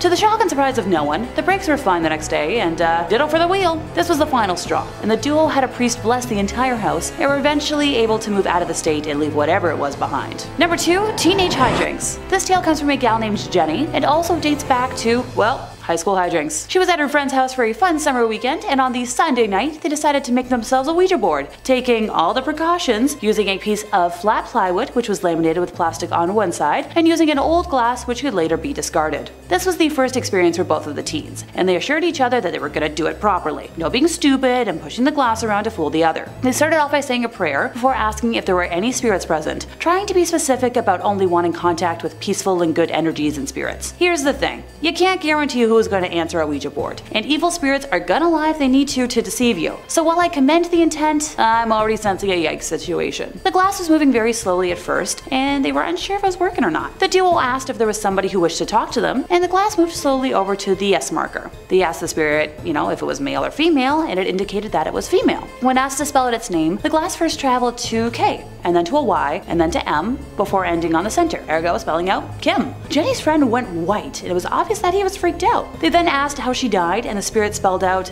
car, which further scared Jenny's friend. Next, they asked what kind of car it was that Kim had died in, and it proceeded to spell out Reliant Robin. It was at this point that her friend told Jenny that his auntie was dead, her name was Kim, that she died in a car accident, and she was driving a Reliant Robin. Next, they asked if the spirit had anything to tell them, but it indicated no and then said goodbye. As much as I hate to crush spirits, pun not intended, I doubt that was actually his aunt. Probably just a demonic spirit playing an awful joke, which is something I wouldn't wish on anybody. So next they asked if there was any more spirits that wished to communicate with them. It suddenly got very cold in the room, and the hair was standing up on both teens' necks and legs. This spirit was more powerful, and the glass moved a lot faster. They asked if it was male or female, and it indicated that it was a male. Once again, following a formula, they asked for the spirit's name, and he said he was called Liam. Next, the duo asked for the spirit's age when he passed over, and he went to the 7 and then to the 0, indicating 70. Finally, they once again asked whether he had anything to tell them, and it proceeded to spell out Ollie, which happened to be Jenny's friend's younger brother's name. Her friend then explained that his younger brother Ollie had seen the spirit of an old man standing in the garden some years earlier. They ended their session with another prayer, and while I commend their attempts at making things safe, I hope the spirits that know way too much about them are leaving them alone. Number 1, predicting a death. Heads up, this might be a little triggering for folks, so I promise I won't mind if you hop off now. Heck, the first time I read the story, I got tears in my eyes because it hit close to home for me. Allison was a teen at the time and was at a friend's house for a sleepover when she and her friends decided to play with a Ouija board in the garage. Her friend's mother was at work and her father was in bed, so they had no supervision and decided some debauchery was in order. While playing with the board, they asked if anyone wanted to speak to them and got a yes, so they asked for a name. They got Mom.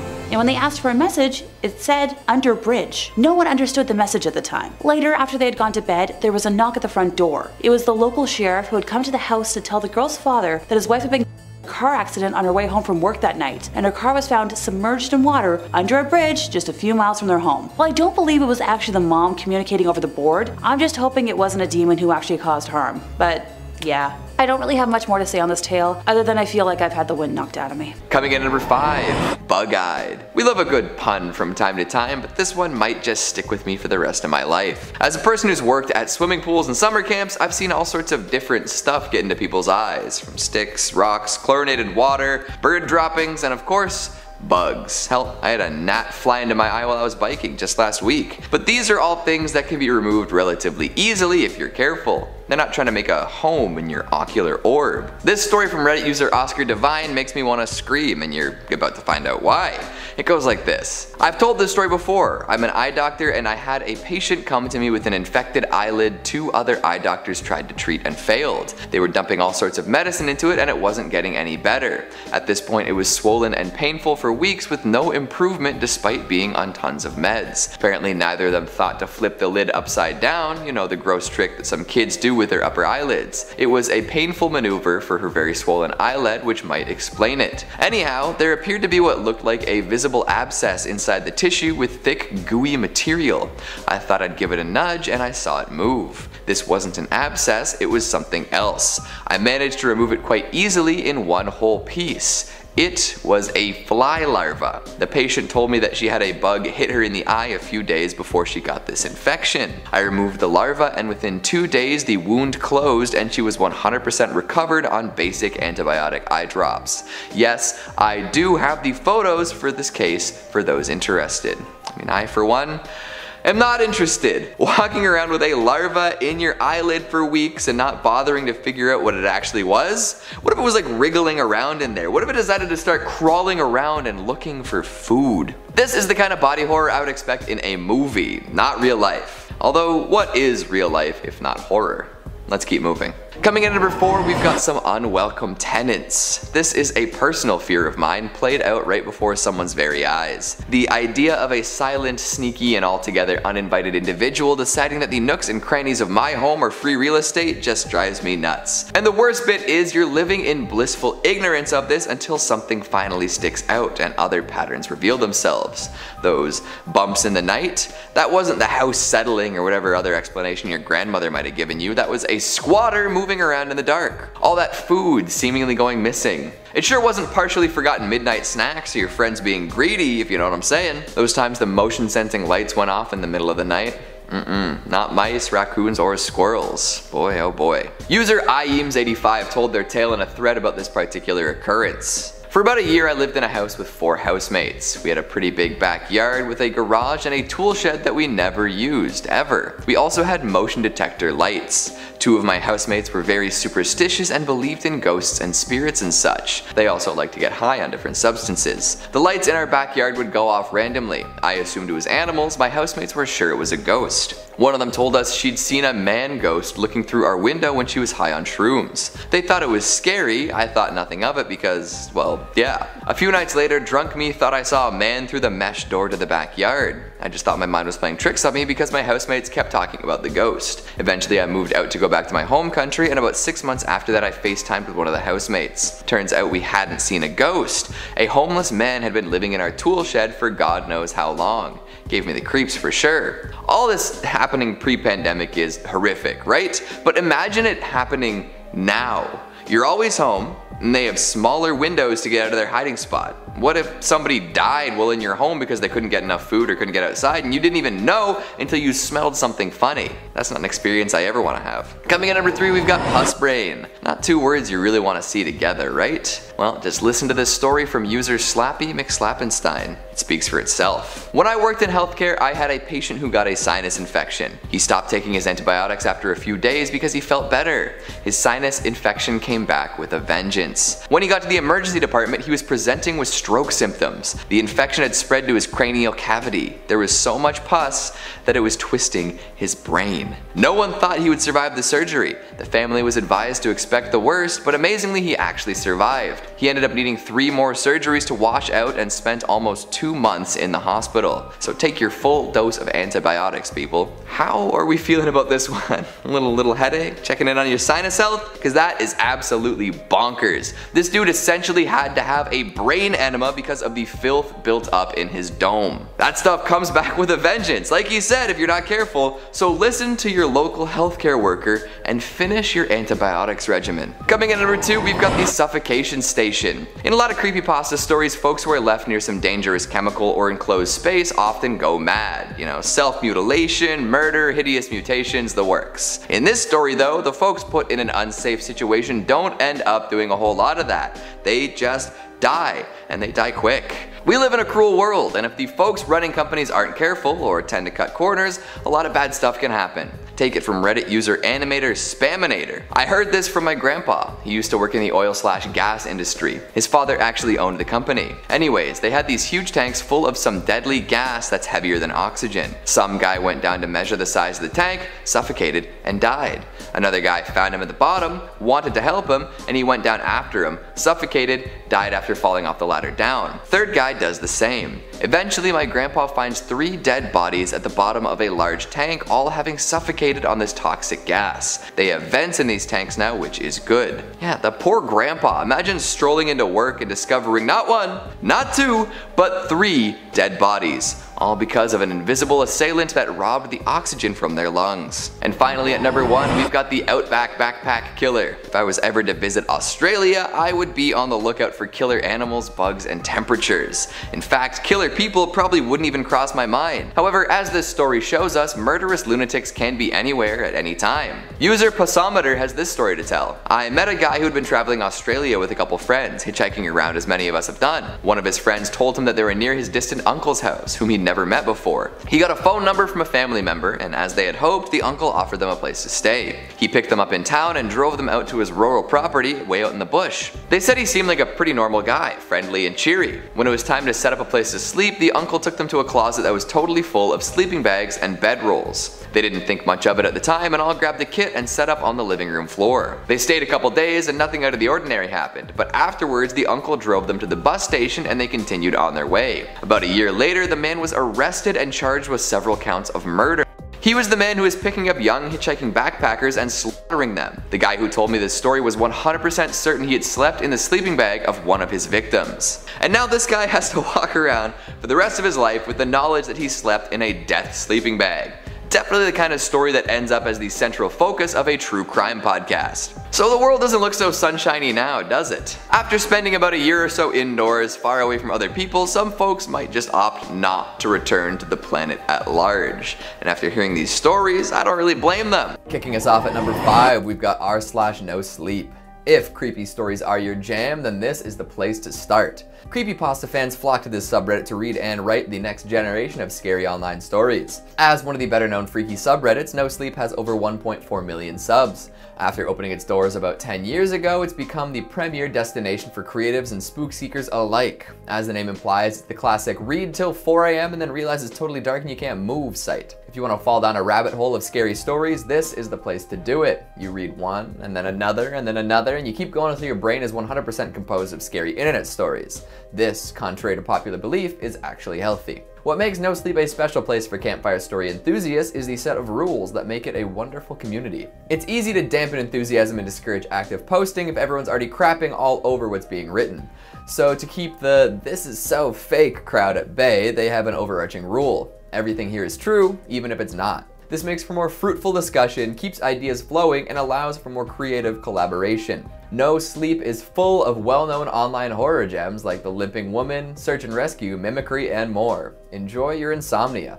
Coming in at number 4, we got r/paranormal. Now, if you've decided that fiction posing as reality isn't quite your speed, you can take a trip to the wild world of the paranormal. Investigators and enthusiasts alike gather here to swap tales of spectral encounters and really dig deep into the stories that others are telling. Unlike on NoSleep, skeptics and the totally reality-centric are encouraged to get to the bottom of each post. Nothing is off limits as long as it's relevant and paranormal related. Here, exorcisms and cursed objects are discussed with photos, videos, and written accounts to back them up. Recently, we talked about a cursed statue that first gained notoriety on r/paranormal, which is a primetime example of the kind of stuff to expect.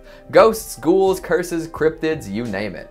If it doesn't fit into the well-established version of reality that most folks subscribe to, you'll likely find it here. Connections between amateurs and experts are made here too. Folks experiencing their first real scare can come to seek advice on how to deal with it, or potentially on how to resolve any number of freaky happenings. And it's not all problems and solutions though. Some topics brought up on this board are actually unexplainable though, compounding the mystery and creep factor. Videos of objects moving when they really shouldn't, threads of crime scene cleaners experiences, unexplainable security footage, and more await. A very popular, very unnerving category of posts is things kids said. You know, children with knowledge of things that they really can't explain.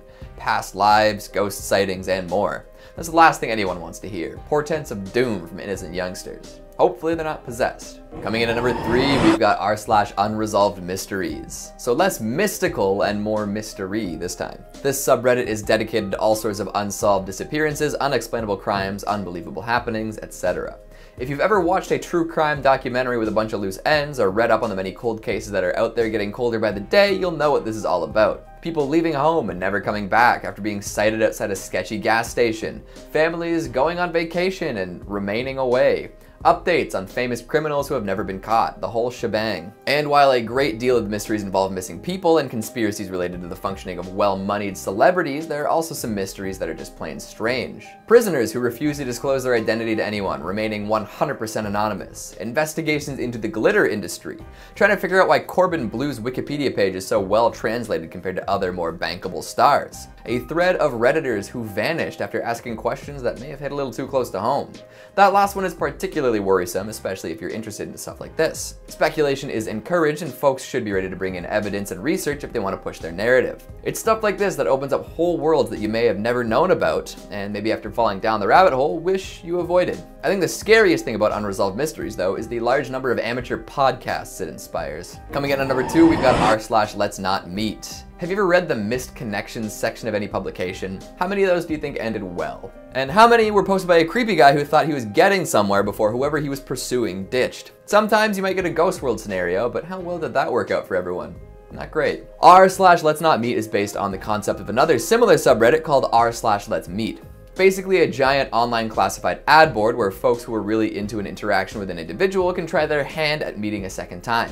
Sometimes it's cute, sometimes it's desperate, and often it can get a little weird. The weirdest of the weird might make the leap into the dark side and end up on Let's Not Meet. This is the place to post tales of your creepiest real-life encounters with other people. Let's face it, people are weird and bad. Not always, but everyone's got a story about a person they hope they never see again. Whether it's a bad time at a party or a first date gone terribly wrong, the world is full of freaks and creeps who don't seem to understand how socialization works. Stalkers, peeping toms, and overly aggressive barflies all find their homes here. And what makes it extra disturbing is the fact that people are told not to exaggerate. This is not a place to hone your story writing craft. Instead, it's a place to recount actual events as they happened, which, when you think about it, is much creepier than any scary story. Some of the most haunting stories involve people coming within inches of death. I've seen more than one post about someone being somewhere moments before disaster, running into killers moments before they take down their victim, seeing kidnappers and sexual predators scoping out targets, human traffickers canvassing for their next score. It's terrifying to consider how close we may all be to disaster when out and about. And the tales from Let's Not Meet are a chilling reminder. And finally, at number 1, we've got r/50/50. Heaven or hell, what's it gonna be? 50/50 is basically a long list of high-stakes coin flips. Guess correctly and you're no worse off. Guess wrong and you could be psychologically scarred forever. You're risking your sanity for fun. Each post presents you with 2 options, something nice and harmless or something NSFW or NSFL. I didn't even realize there were tags for things not safe for life. Thank goodness though. Because some of the options on 50/50 are so gross, so repulsive that seeing them could cause permanent damage to a person's psyche. Secondary trauma is real, and if you're not ready, you could be having nightmares for years. Risking it all and running through a few of the posts became a popular pastime and even launched some content creators into the spotlight. Infamy is just as good as fame, right? Let's just take a look at some of the options you have while browsing 50/50, and you let me know whether you'd be willing to take that bet. Men getting eaten alive by shark versus men dancing with shark. A beautiful neighborhood versus man gets electrocuted until his head falls off the side of the roof. A Bob Ross painting versus a decomposing corpse. Wizard Spider with his magic hat and mighty staff versus horribly infected Spider-Bite. Honestly, the risk versus reward factor isn't enough for me. I feel like the only reward is the relief of not being exposed to something disturbing, but hey, some people live for the thrill, right? Coming in at 5, The Tinder Date. Uploaded to r/NoSleep by Small Dog on Desk, great name. They explain their strange Tinder date that may have led to a stalking. I quote, "I think my Tinder date is stalking me. I swear. I don't know what to do because I can't prove it. I can smell him in my home. The putrid stench of grease and third world sewers, mixed with body odor. My apartment has absolutely reeked for days. I haven't gone in except to pick up clean clothes and drop off old ones. I first noticed the smell when I came back from our date, alone. The smell was faint, barely there. For a moment I thought it was my asthma of garbage coming from the open bathroom window. When I closed it, the city scum stuck to my skin. Like the rest of my life, the date had gone just wrong. Gerald, he was strange, he looked like his pictures except that Gerald was greasy. No, he was certifiably oily. His hair looked like it was smeared with a slick, almost dripping pomade, and his skin had a suspicious rainbow sheen, like oil on water. His voice matched the rest of him, sleazy, oozing, cystic. I was instantly turned off. Embarrassingly, I was on Tinder because I had no friends. I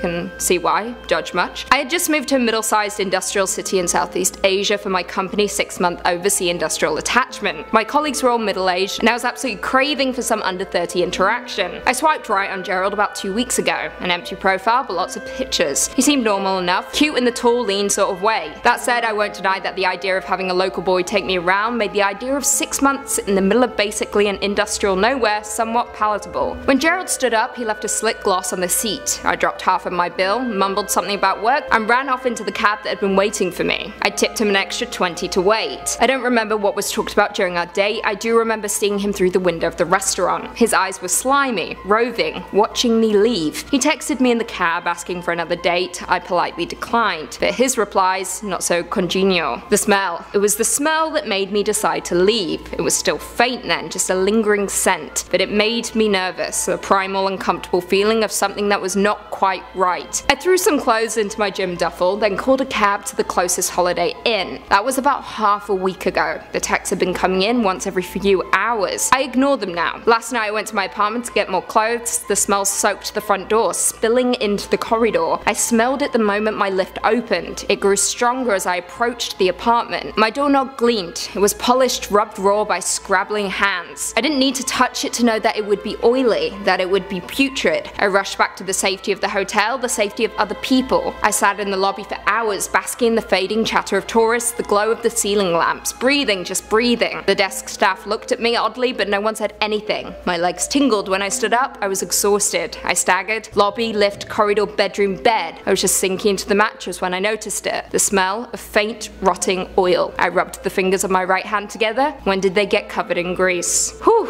Okay, I'll say that the scariest part of this story initially was the girl's judgment. She tore in and she tore hard. Respect. However, the ending definitely gave me chills. Coming in at 4, The Man in the Apartment. Posted to r/NoSleep by Reality Subsides, they said, I quote, "There's a tiny man living in my apartment. He roams around when I'm there, moving from place to place, but I can never actually look at him. I'll see him out of the corner of my eye, sitting on a counter, kneeling on the floor, always looking at me, but as soon as my eyes start in his direction, turns out it was just a lamp or a shoe or a cup. He's just always in my peripheral vision. I didn't see him often when I first moved in. I'd occasionally notice a strange shape in the corner, but after looking over would always pass it off as my imagination. It's my leaning backpack. It's just the garbage can. I tell myself that I was just tired or hungry or drunk. I never really thought about it, then I began to see him more and more often. He began to take shape, to be immediately recognizable. What used to be a vague black shape became something with color, definition, depth. What I used to be able to shrug off as nothing became something real, something ominous. He began to have a presence. I'd still look over, always with the same result, always trying to convince myself I was just seeing things. Eventually I couldn't ignore it anymore. There was something there, it wasn't my mind. He used to startle me, now he terrifies me. The innocent, silly realization of, oh, I thought that stack of newspapers was a person is gone. Now he's grown an anonymous presence, replaced with a heavy feeling of dread. I've started to see him always. He never leaves, he's always sitting there, in the shadows, in my peripheral vision, watching me. Sometimes I'll try to ignore him for long stretches of time. I won't look over at him. I won't acknowledge him. I'll just pretend I don't see him sitting over there, staring at me. I'll just go on about my business. darkness. This is when he began screaming. The first time it happened, I was sitting on my couch watching TV. I could see him in the corner standing there staring at me, but I tried to ignore him. I tried to drown him out with the television, turning it up louder and louder so it would capture my attention and make me forget about him. I'd still see he was there, but he'd stay in my periphery. I refused to look at him. I remember watching the show, his presence momentarily forgotten, when suddenly he was right next to me. Like he instantaneously leapt forward. He was right next to me. I could feel him staring at me. He screamed, the loudest thing I've ever heard, deafening and mind-consuming. I jumped and reflexively looked over, but it was just my jacket draped on the armrest of the couch, vaguely resembling the shape of a person. Heart pounding, I tried to return to the TV, but I could still see him there, standing in the corner, watching me. Well,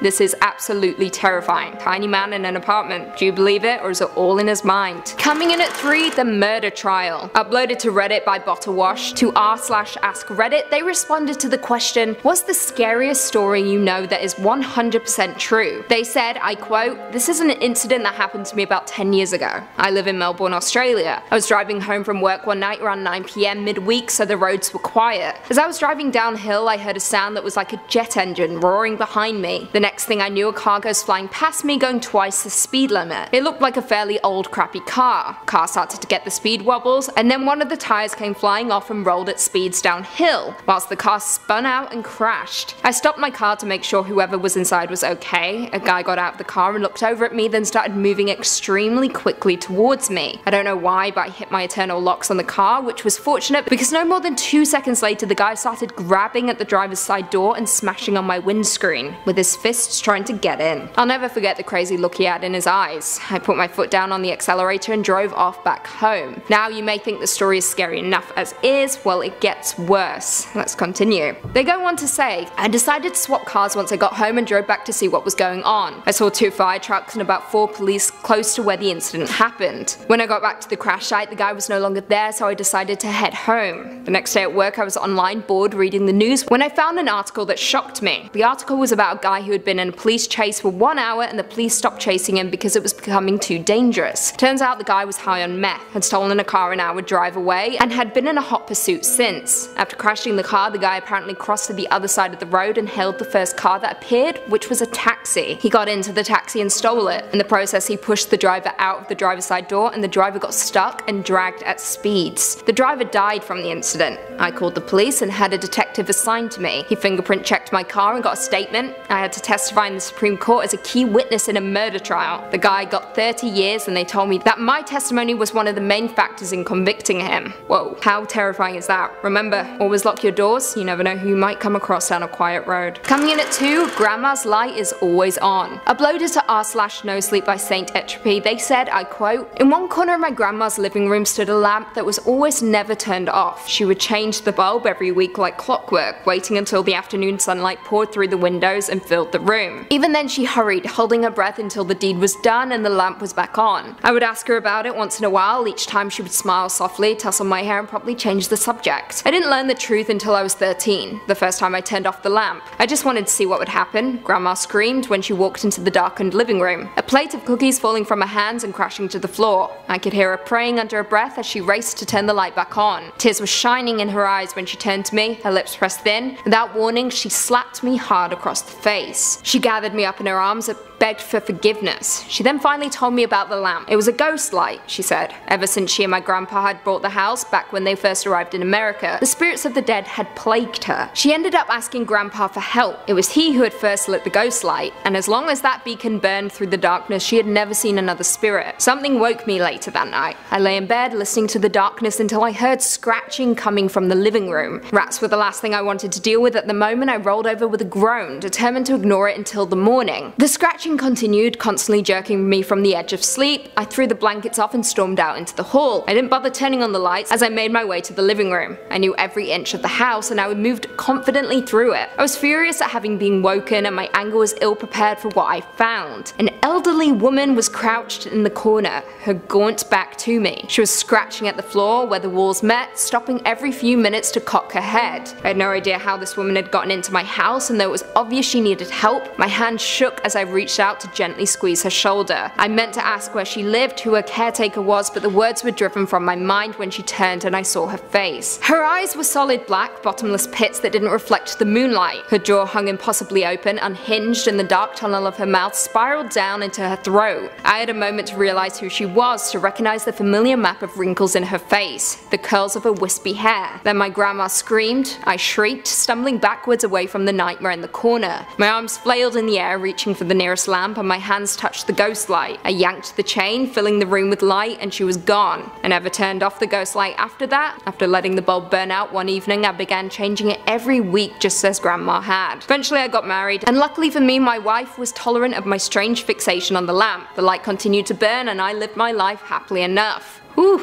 this one truly shook me. There's something about the supernatural that I just don't want to mess with. Keep those lamps turned on, folks. And finally, in at number 1, kidnapping. Posted to r/nosleep by Nix2307, they describe how 7 years ago when they were 12-13, something awful happened to them. I quote, I was walking home from school. It was mid-June. I'd just parted ways with my friend and I had 15 minutes to walk by myself before I got home. I noticed while I was walking with my friend that I kept seeing the same red van along our journey. Now we usually go a longer way so we can walk with all our friends, but this red van just kept popping up. Now I didn't think much of it, I just thought they were different vans, but after a few times I decided to memorize the number plate. After my mum had told me to do so if I ever felt like I was in danger, or if something just didn't feel right. I parted ways with my friend and started on my journey home. I decided to take a route that's a little longer than the one I usually take just because I didn't feel comfortable walking through the park by myself, and I just had a bad feeling through the whole walk home like something bad was going to happen. It was only a few streets away from my home when the red van started to just crawl behind me. This man looked in his late 30s, early 40s, popped his head out and started to try and get my attention, and started catcalling me. I remember looking at him and just telling him that I'm not interested and to leave me alone, but that just angered him. He started screaming at me, telling me to get in the van. I'll forever remember his teeth, those disgusting yellow rotting teeth. They were like something from an anti-smoking advert to scare people into quitting. I told him that I would call the police if he didn't leave me alone.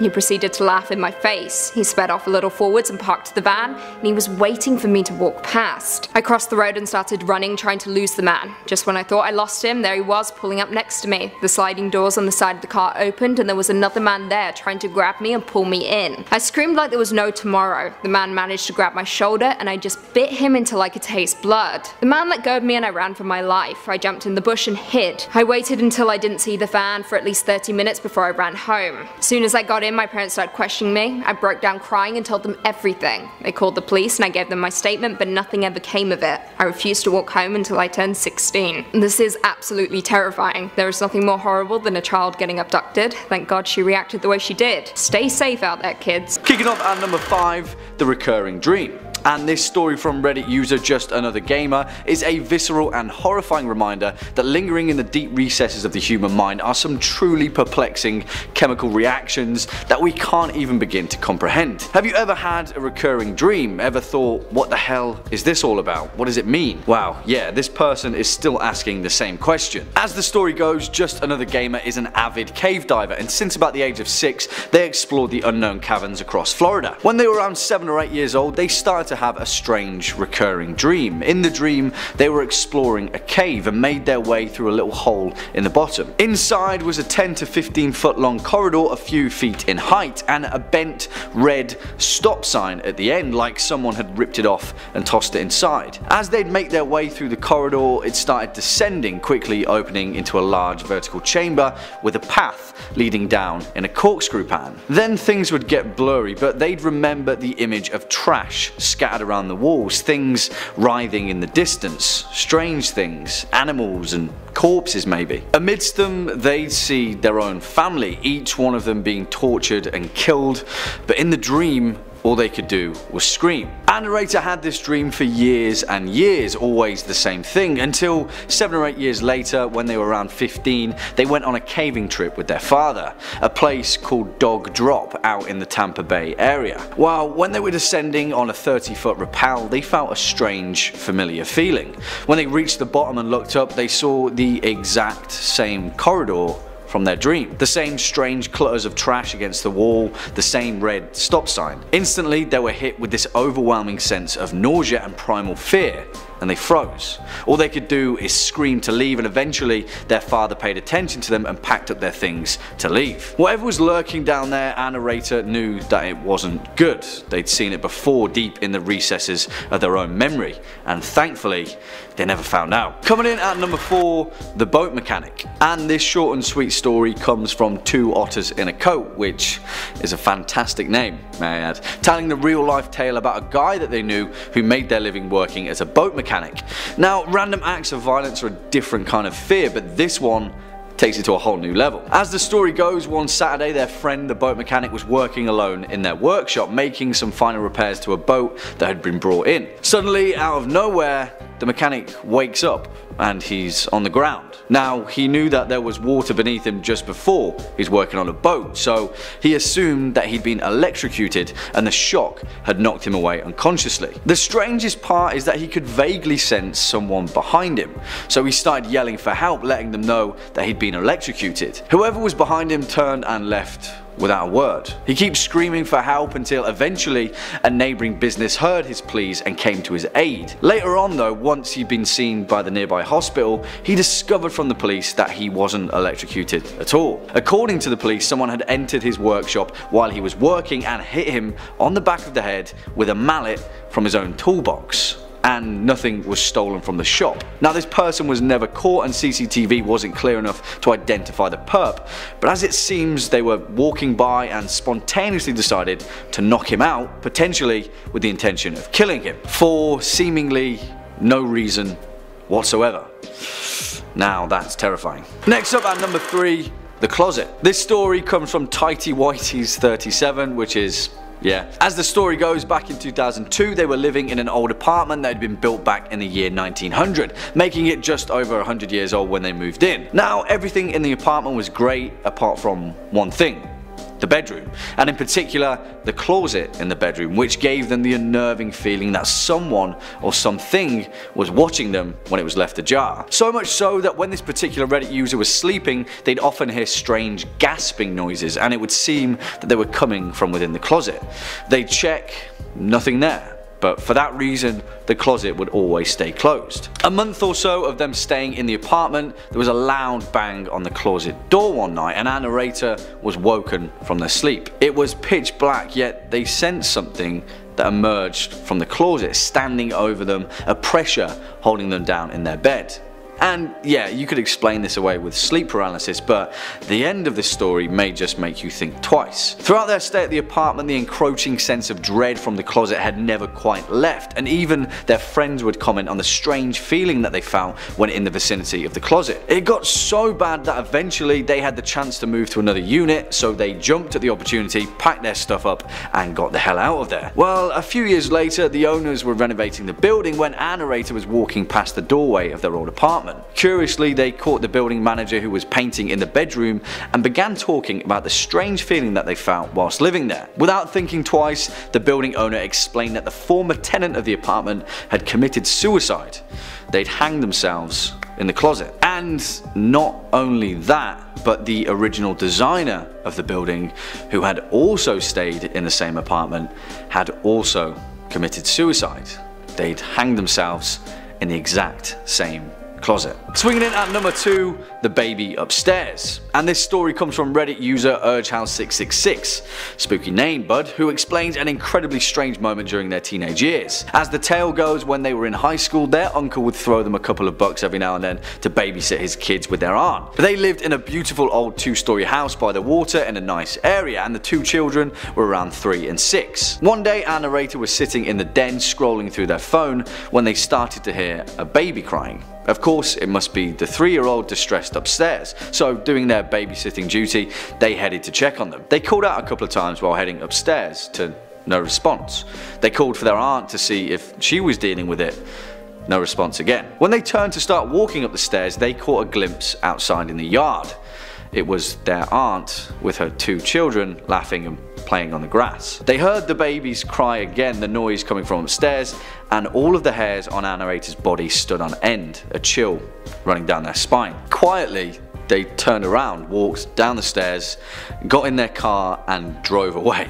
The baby was still crying when they closed the door behind them. A few years later, a narrator was drunk at a family party and they mustered the courage to tell their uncle the story. He said that him and his wife used to hear the baby too, crying when no one else was around. According to him, the previous owners had a small child that had died of cot death in the same room that the cries were coming from.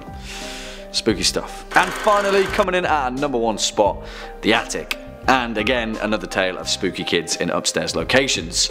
Sorry, I hope that wasn't a spoiler. This story comes from Reddit user Ghouls, who tells the tale of the time that they'd moved into their new childhood home. You see, their family had managed to snag a deal because previously the house was used as a model home to show off the housing design of the surrounding area. Upstairs, it had this loft area that had 2 stairwells that attached to it on either end, one in the front and one in the back. You could pretty much hear everything from up there as it was so open. Anyway, one day a narrator and their 2 friends, a guy and a girl, were hanging out in the loft. It was high school, so teenagers being teenagers, the pair were pretty handsy. They were watching TV all snuggled together on the sofa when a narrator got up to take a leak. When they got back, the 2 of them were on completely different ends of the couch, their faces drained of all colour. A narrator asked them what was up and the guy said, "Your little sister is home." Instantly, our narrator's face went white as a sheet. "What's wrong?" the girl asked. You see, our narrator didn't have a little sister and he asked them what made them think he did. They replied that they'd heard her and then they'd seen her, but for all they knew, no one was in the house. To this day, our narrator's 2 best friends swear that they heard a little girl laugh and run up the stairs, hitting her hand on each step like she was running up on all 4s, like kids do. As it turned out, before it was a model home, a family had lived there and their young daughter had been playing upstairs in the loft. She'd climbed a railing, slipped and fell to her death, and no one thought to mention that fact when they were flipping the house. No wonder they got such a good deal. Number 5 on this list is El Chupacabra. You guys should know who El Chupacabra is by this point, considering we've talked about this creature tons on this channel before. Basically, it is a legendary creature in the Central Americas that's said to drink the blood of livestock. Although this creature seems like it's probably fake, it might be real, just not exactly how we might expect it to be. Carolyn Beccia says, "We are taught from an early age, don't approach scary looking dogs. And while no one can get a clear picture of Bigfoot, the Kraken, or the Loch Ness Monster, there is one monster that is oddly not camera shy, the legendary El Chupacabra. The Chupacabra was first sighted in Puerto Rico in the 70s. A wave of sightings followed in the late 1990s. During this time, livestock throughout Puerto Rico was found drained of blood. These Chupacabra, or goat sucker attacks, caused panic with local residents who claimed a vampire was feeding on their livestock. Although descriptions have varied, most describe a hairless, alien-like monster with spikes going down its back and glowing red eyes. It sounds dubious, but how could so many people be taking pictures of the same ugly dog-like creature? The answer may be one found in science. One plausible theory is that these creatures are coyotes suffering from sarcoptic mange, an inflammatory skin condition caused by the itch-inducing parasite mite scabies. Wolves, dogs, and coyotes infected with scabies will have extreme hair loss, skin shriveling, and constricted blood vessels that can lead to life-threatening fatigue. And while usually a coyote or wolf will have no problems hunting prey, once infected by sarcoptic mange, coyotes may choose to hunt more available meals such as livestock. So it's actually possible that this creature is real, it's just not what we thought at all. I know that this takes away from some of the mystery and lore around it, but ultimately this would make a lot of sense. When you think about it, what's more likely? A space alien comes crashing to Earth and starts sucking the blood of our livestock, or some coyotes get a disease and start doing it instead? I tend to side with the coyotes. Either way though, that doesn't make these coyotes nice or friendly or approachable. Still treat them like you would a chupacabra, with caution. Number 4 on this list is the Stymphalian birds. We gotta go all the way back to ancient Greece for this one. Caroline Beccia says one of Hercules' labors was to kill the Stymphalian birds, man-eating birds who had the peculiar habit of throwing dung. The Greeks were not the only ones who liked to scare their youngsters with killer bird tales. The Maori tribe of New Zealand told similar legends of the Pokie or Haikoi, a giant black and white bird that swooped down from the sky to pick off small children. Scientists today know that these thunderbirds existed. Called Haast's eagle, the bird stood over 6 feet tall and had a wingspan of over 8 feet. The Haast eagle would sit atop trees and then ambush its prey by swooping down at 60-mile-per-hour speeds. Then it would disembowel its meal with sharp talons before the poor slob could even worry about dung throwing. Hercules would never have survived these hellbirds, but you can sleep well tonight. The Haast's eagle went extinct around the 15th century. Anything that could annihilate Hercules would definitely be a no-go for me, guys. That dude was literally a demigod, and if these guys could have beaten him, then we wouldn't have stood a chance. Lucky for us, they are extinct now, but for the people back then,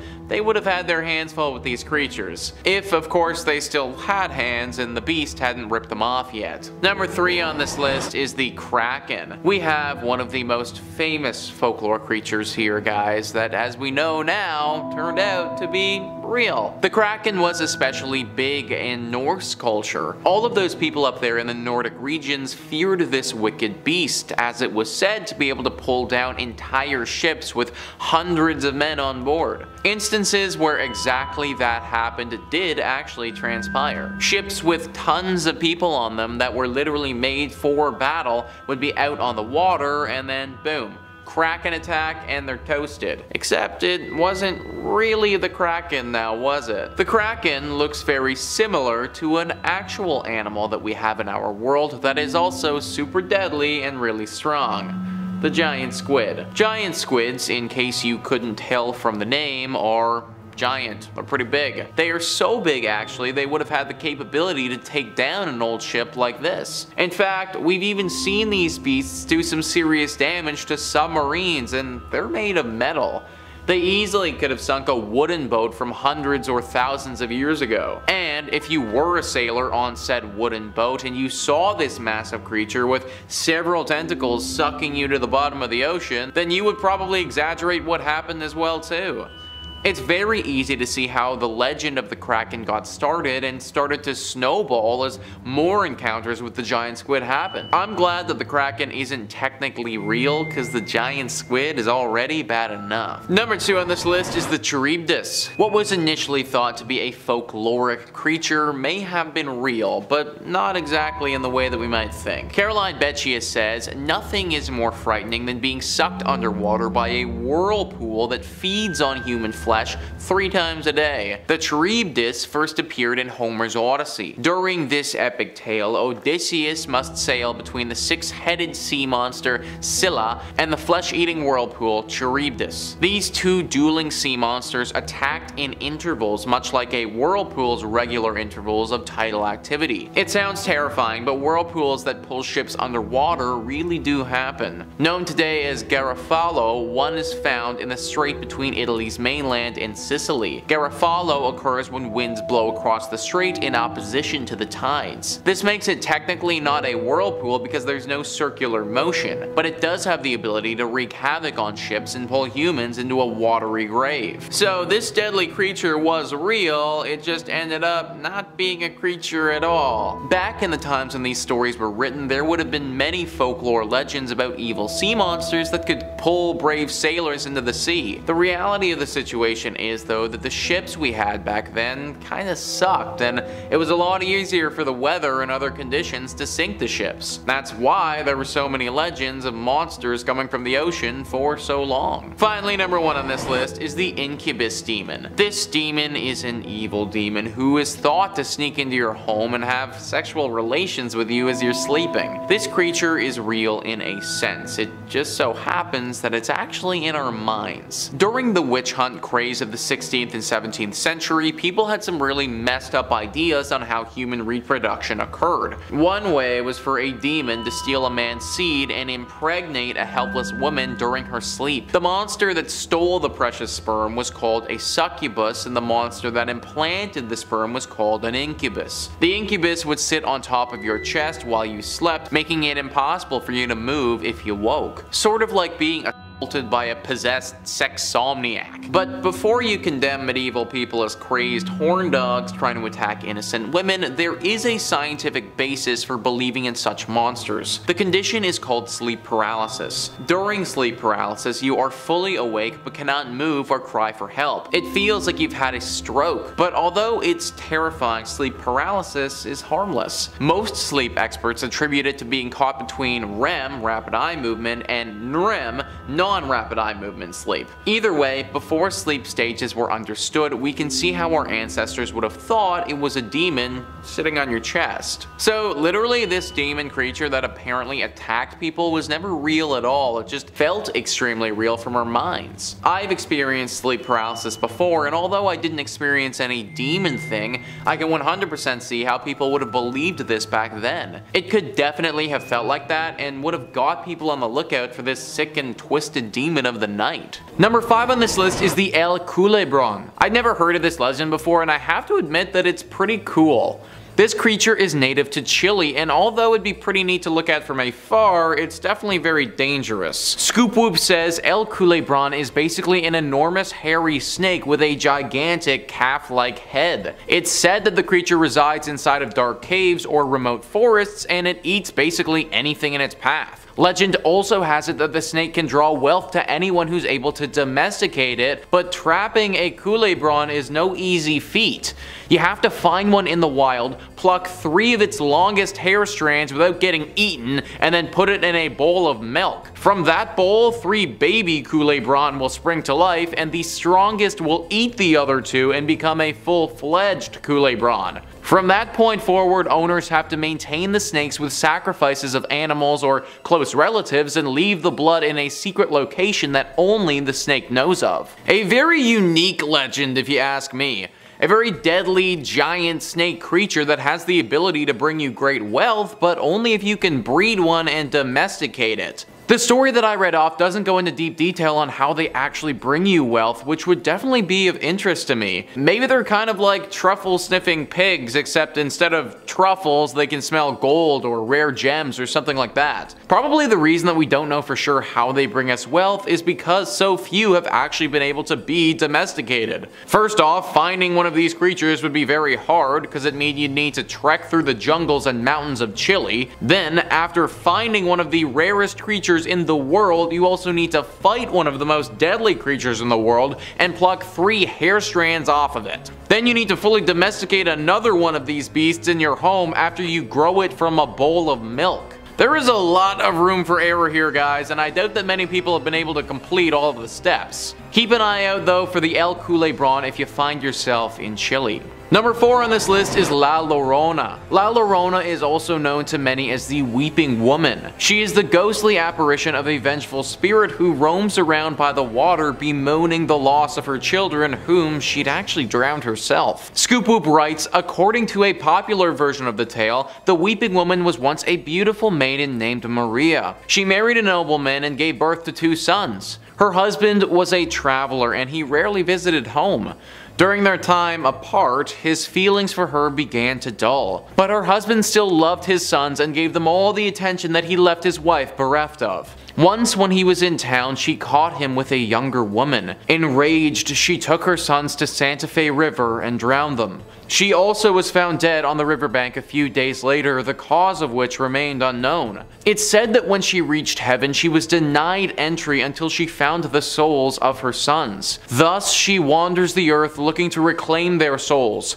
Dressed in a white gown and mourning for her sons, La Llorona takes lost and abandoned children and drowns them in hopes of recovering souls that will allow her entry into the afterlife. What an absolutely horrible woman. Clearly killing her own children really didn't teach her anything at all, because now she's out there killing other people's children. This is a really scary legend in Mexico, and it's often why parents don't let their children go to areas with water by themselves. There's also the fear that La Llorona will be lurking somewhere around there, thinking that she can use the souls of the young children instead of her own. You'd think that she would have realized by now that faking the souls of other people to get into heaven isn't gonna work, but by the sounds of it, she really doesn't sound like the brightest bulb in the bunch. Bright or not, she's still very dangerous, so be very careful whenever you're around water in Latin America. Number 3 on this list is La Ciguepa. La Ciguepa are interesting mythical creatures that are located in the Dominican Republic. They can be found in forests and around the rivers and lakes of the country. At first glance, they may look like a woman with long hair. However, upon closer inspection, one will see very unique characteristics. Their backwards facing feet. That's right guys, their feet actually face towards their own body, and this is one of the main differences between this creature and your standard human. Many people haven't paid close enough attention to this detail, and because of that have been tricked into thinking that this is an actual woman. A fatal mistake if one of these things decides that you'd make for some good prey. The typical target of this creature are men that find themselves exploring the forest. These creatures are said to be incredibly smart and can often outwit the people that they run into. Also, rather surprisingly, their backwards feet make them run very fast, so even if you do catch on to this creature's intentions, running away would be very hard to do. The earliest mention of this creature was back in 1866, and since then there have been many stories written about these creatures.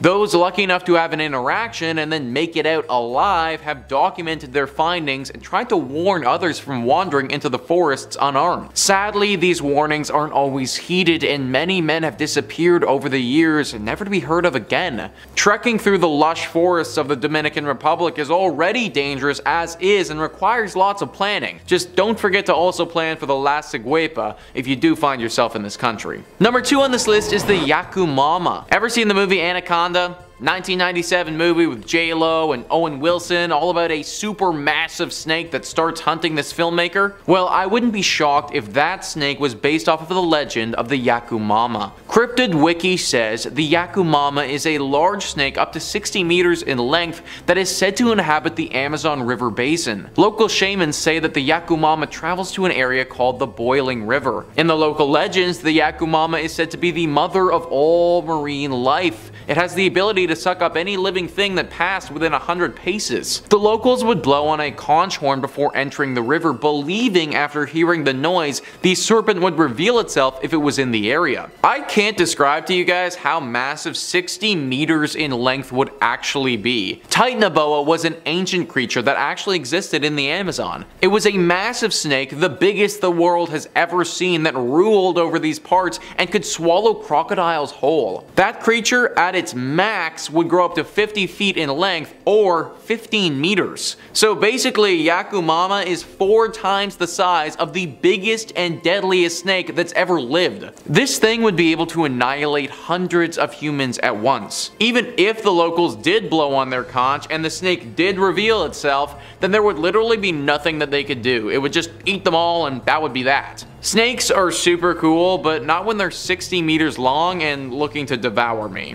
Number 1 on this list is the Peuchen. Peuchen are very dangerous and deadly beasts and should not be underestimated under any circumstances. Cryptid Wiki says, the Peuchen, a creature from the Mapuche mythology and Chilote mythology pertaining to southern Chile, was a feared shapeshifter which could instantly change into anything. It's often been described as a gigantic flying snake that produced strange whistling sounds, while its gaze could paralyze an intended victim and permit it to suck its blood. It's often been reported as sucking blood from sheep. The creature can be eliminated by a maki. So maki, in case you aren't familiar, are medicine women, and they're believed to be the only people capable of defeating this beast. Meaning that you could be the strongest warrior in the world, you could have taken down beasts and enemies in the hundreds before, but you would still fall to the Peuchen if you weren't a maki. It's extremely hard to kill something if you can't even look at it, and that's what this is like. Similar to Medusa in the way that it can paralyze you if you look at it, fighting this beast is near impossible. Aside from its ability to paralyze people, people, it's also extremely fast, extremely strong, it can fly, and it can also shapeshift into other dangerous creatures.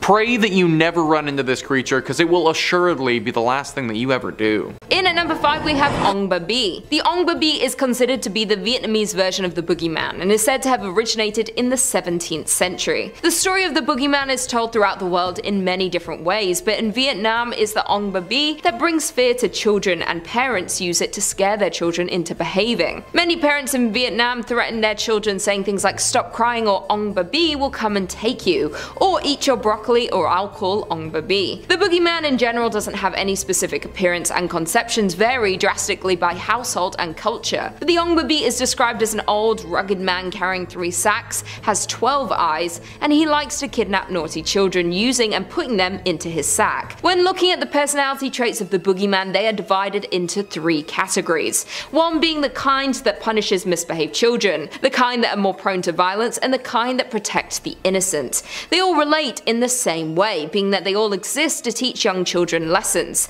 And that's why the boogeyman is directly related to Ong Ba-Bi, because they are both there to frighten children with punishment and to steal them at night and sometimes even eat them. The Ong Ba-Bi only ever comes at night and only kidnaps the children who are misbehaving and not listening to their parents. This so-called mythical creature is said to be invented by parents in order to scare children when they are disobedient and scaring them into having good behavior. Another account says that it was invented based on events happening in the 17th century when starvation ran rapid through Vietnam, and it drove many people into kidnapping children to sell for food, and the Ong Ba-Bi is based on those events. Whichever the case, many know these tales regardless of where you're from, and the story of Ong Ba-Bi is told by parents to children to this day and is a very fearsome figure to children in Vietnam. Coming in at number 4 we have Ma Da. Children living in areas close to the river are warned about Ma Da, which are vengeful spirits who lurk in bodies of water. They're believed to be the souls of drowned victims that tend to have a childlike appearance, and they manifest as bloated corpses with weeds for hair. It's believed these souls died in torment and they cannot find peace and can only be reincarnated if there is another to take their place. The Ma Da roam in lakes and rivers waiting to drag down unsuspecting swimmers,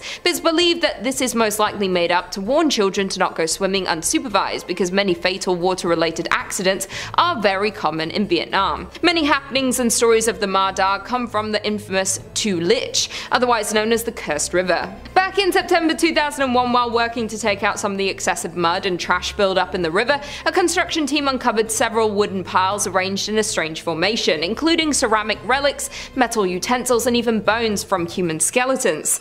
The odd occurrence even made headlines on many different newspapers at the time, but had eventually died down. Several years later, in 2007, the happenings came up again when Mr. Nguyen Hung Quang, the leader of the construction team, recounting many misfortunes that had happened to him and others who were related to the project since 2001. Some of the things that happened to these men included experiencing nightmares in which they were haunted by ghosts, feelings of being drowned, as well as health issues such as epileptic seizures and other accidents happening to the men's families. Mr. Nguyen even invited a monk to perform a ritual to lift the curse on the river, but the attempt was unsuccessful, and the monk died shortly after visiting. In at number 3 we have Khoi Nahap Trong. The Khoi Nahap Trong tend to possess the bodies of the recently deceased. Legend has it that when someone passes away and is prepared for burial, it is extremely important to not let a black cat, which is a symbol of bad luck, leap over the coffin. If that does happen, then the body of the deceased will be infested by evil spirits, which then turns into Khoi Nahap Trong and chases the living. Other stories claim Khoi Nahap Trong are spirits of the dead who prey on the frail, dying people, seeking to consume their souls and steal their bodies so they can indulge in earthly pleasures. Older victims are much easier to manipulate and possess, and they are close enough to death even when they do end up passing away. The Khoi Nahap Trong stays in their bodies and can live on in that body, enjoy their life on earth. When it inhabits the elderly, they seem to appear reinvigorated but also start to act strangely. Some of the weird things these revived humans do are they ask for lots of food, and very specific foods to feed on, like raw blood and even living animals. These odd behaviors are mistaken for signs of recovery, which why Khoi Nahap Trong can live among the living normally for a few days or even weeks before people start noticing the strange behavior. Obviously, this person is already dead and their body is taken over and possessed by this demon, and the only way for the Khoi Nahap Trong to exit the body is by an exorcism,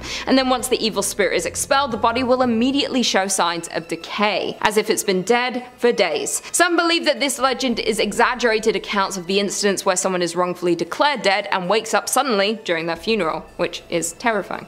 In at number 2, Marley. Marley is said to be one of the most terrifying creatures in the Vietnamese folklore. By daytime they are said to walk among us disguised as women, usually looking young, very beautiful, and often appearing tired. I'm always tired. At night, though, it's said that their heads detach from their bodies. They are seen dragging bloody organs alongside them and float around to feast on flesh, organs, and other rancid items. It is also believed that someone whose excrement is consumed by a Marley is cursed with eternal hunger and will eventually die of starvation no matter how much they eat. When sunrise comes, they must return to their human body again, otherwise they'll be burned to death by the sunlight. So the easiest way to vanquish a Marley is to hide their desired body so that she can't reattach her head. Apparently, the Marley story originated from when a woman, believed to be cursed, engaged in various sins and fraudulent activities during her previous life. Then after she died, her sins caused her to be reborn as a horrific demon who lives off dead animals, their organs, excrement, and garbage. There have been many different sightings throughout the 21st century, including strange red lights floating up and down a field in 2016, and then again in 2016 villagers saw strange green and red lights rising up and down in the distance, and people thought it was the Marley due to her glowing appearance when she floats through the night. There have also been videos and pictures seen all over social media believing to be the Marley, showing glowing figures hovering around the night sky and eyewitnesses capturing these sightings, and people have no explanation for them. Similar creatures as the Marley can be seen in the folklore of many other Southeast Asian countries including Malaysia, Thailand, and Cambodia, where they are known as the other names such as Arp, Krasu, or Penangel, but they all relate back to Marley. And finally, in at number 1 we have Than Trung. The Than Trung are evil spirits who torture the souls of the dead. These spirits usually appear as either massive black birds with blood-red beaks, or they have massive bird-shaped heads with human-like bodies and glowing red eyes. They also have large wings which help them fly, and they stay close to cemeteries and sit on mountain peaks to have a better view to seek out the next prey, and are able to see who is being buried at each cemetery. They often appear after someone passes away and is newly buried, and they show up next to the new grave. It is said that they torture the newly dead people's souls for information about their living relatives, then the Than Trung hunts down their relatives and reap the souls of those living people, leading to several family members dying within a short period of one another. Apparently the Than Trung must get to the newly buried person within 49 days or they cannot summon their soul. There is even a horror game that came out called The Death Than Trung, which is based off the folklore and was created and developed by Dong Si T and some member of Team Dut in 2021. The game is a first-person psychological horror adventure game that is highly inspired by the demon folklore. The game revolves around the story of a young man who was stuck in an endless nightmare at his inn, and the black and red are the main color tones in the game. It takes place in the city of Hanoi in 2021 and heavily involves the Than Trung and their reign of terror. Coming in at number 5 today is going to be Fire in the Sky, a 1993 horror biopic. Hey, there's not many horror biopics out there. Based around the wild alien abduction of Travis Walton in the late 70s. If you're a Top 5 Scary super fan, and I hope you are, you might recognize that I've talked about Travis Walton a few times on the channel, mostly because it's one of the most infamous and well-documented stories about alien abduction, and very directly inspired a movie. In 1975, Travis Walton was working as a logger on an otherwise unmemorable day with 6 other loggers driving around in the forest when they all saw something incredibly bright shining at them through the treetops. One of the men claimed that it looked like a flattened disc, a flying saucer of sorts. And Walton stepped out of the bed of the truck to investigate and was struck by some invisible force that knocked him backwards, which caused the rest of the crew to drive off in a flurry. Some friends just leave you there. When the crew returned, Walton had vanished and awoke, and he thought that he'd been taken to a hospital because he remembered finding himself in a blindingly bright room and could hear people moving around him, but it wasn't until he got a good look at his doctors that he realized something wasn't right. Because his doctors were 3 feet tall with brown quarter-sized pupils, marshmallow-like skin. Walton freaked out, obviously, as I think most of us would do, and was restrained by his captors. He tried to fight them off, but was greeted by a tall creature that he said resembled a humanoid, but was masked by an intimidating Darth Vader-like helmet. Maybe it's just a big fan. The masked creature took Walton and escorted him into an operating room, put a translucent mask over his face, and Walton drifted out of consciousness, unsure if anything was real. He claims the next thing he remembers is walking alongside a highway as if nothing ever happened. He found his way to a phone, called his brother-in-law, who panicked asking what had happened, because it turned out that Walton had been gone for 5 days. Search parties had formed, sent dogs, helicopters, the whole 9 yards, but nobody could find where he was, as if he just blinked out of existence. And then blinked right back. Travis swore what happened to him was a real abduction and has gone on the record many times, maintained his story since that fateful week in 1975 that he was telling the truth. And if you're listening to all that and you think that story sounds really interesting and they should make a movie about it, well, do I have a movie for you. It's called Fire in the Sky. It was in 1993. I haven't seen it, otherwise I'd give you more trivia, but I bet it's pretty good. And if you're looking for more trivia about horror movies that I have seen, well, you can watch the rest of this video, but you can also click through on Top 5 Scary, where we've got loads and loads of horror movie content and pretty much just anything scary you can think of. We got videos on aliens, ghouls, goblins, Frankensteins, true crimes, all of it. Hit subscribe, make sure you hit that little bell as well, but do that at the end of this video because I got 4 more movies coming up for you. Number 4, The Hills Have Eyes. Wes Craven is a master of horror and frequently was inspired by headlines, stories, and the world around him for his terrifying horror movies. Don't be too surprised if this isn't the only mention of Wes Craven on this list. Spoiler alert, it's not. Now, one of Craven's most iconic movies is the original Hills Have Eyes, a terrifying 1977 film about a family that becomes stranded in the Nevada desert and are savagely attacked by a group of brutal raiders who've got a real taste for human flesh. Now, the film was intended to be a commentary on how even in civilized parts of the world, humans can degenerate to unfathomable violence and cruelty, and was largely inspired by a folk tale of a clan of Scottish people-eaters led by one Sawney Bean. The Bean clan lived up in Scotland sometime between the 1500s and the 1600s, and the family is thought to have killed hundreds of people in their time to cook and eat them. Now, there is no definitive, indisputable proof of the Bean clan existing, but several recounts and folklore have persisted about them, causing a good deal of historical speculation. Story goes that Sawney Bean was born to ditch diggers and left home with a vicious woman named Black Agnes Douglas, who shared his violent tendencies. They fell smitten with each other and in a true romance produced 6 daughters, 8 sons, 14 granddaughters, and 18 grandsons, with their clan descending rather rapidly into inbreeding. Hey, the family that eats people stays together. Sunday dinners are important. The Bean clan would lay careful ambushes at night to rob and kill individuals, where they would then bring the bodies back to their cave to dismember and pickle so they could save their leftovers for later. I don't know why, but that makes it worse for me. It's one thing to do that to a person, but to pickle their remains is just too far. After militias were rounded up to crack down on the cookout, eventually this gathered the attention of a king, thought to be James VI, who rounded up soldiers to clear out the Bean clan's cave.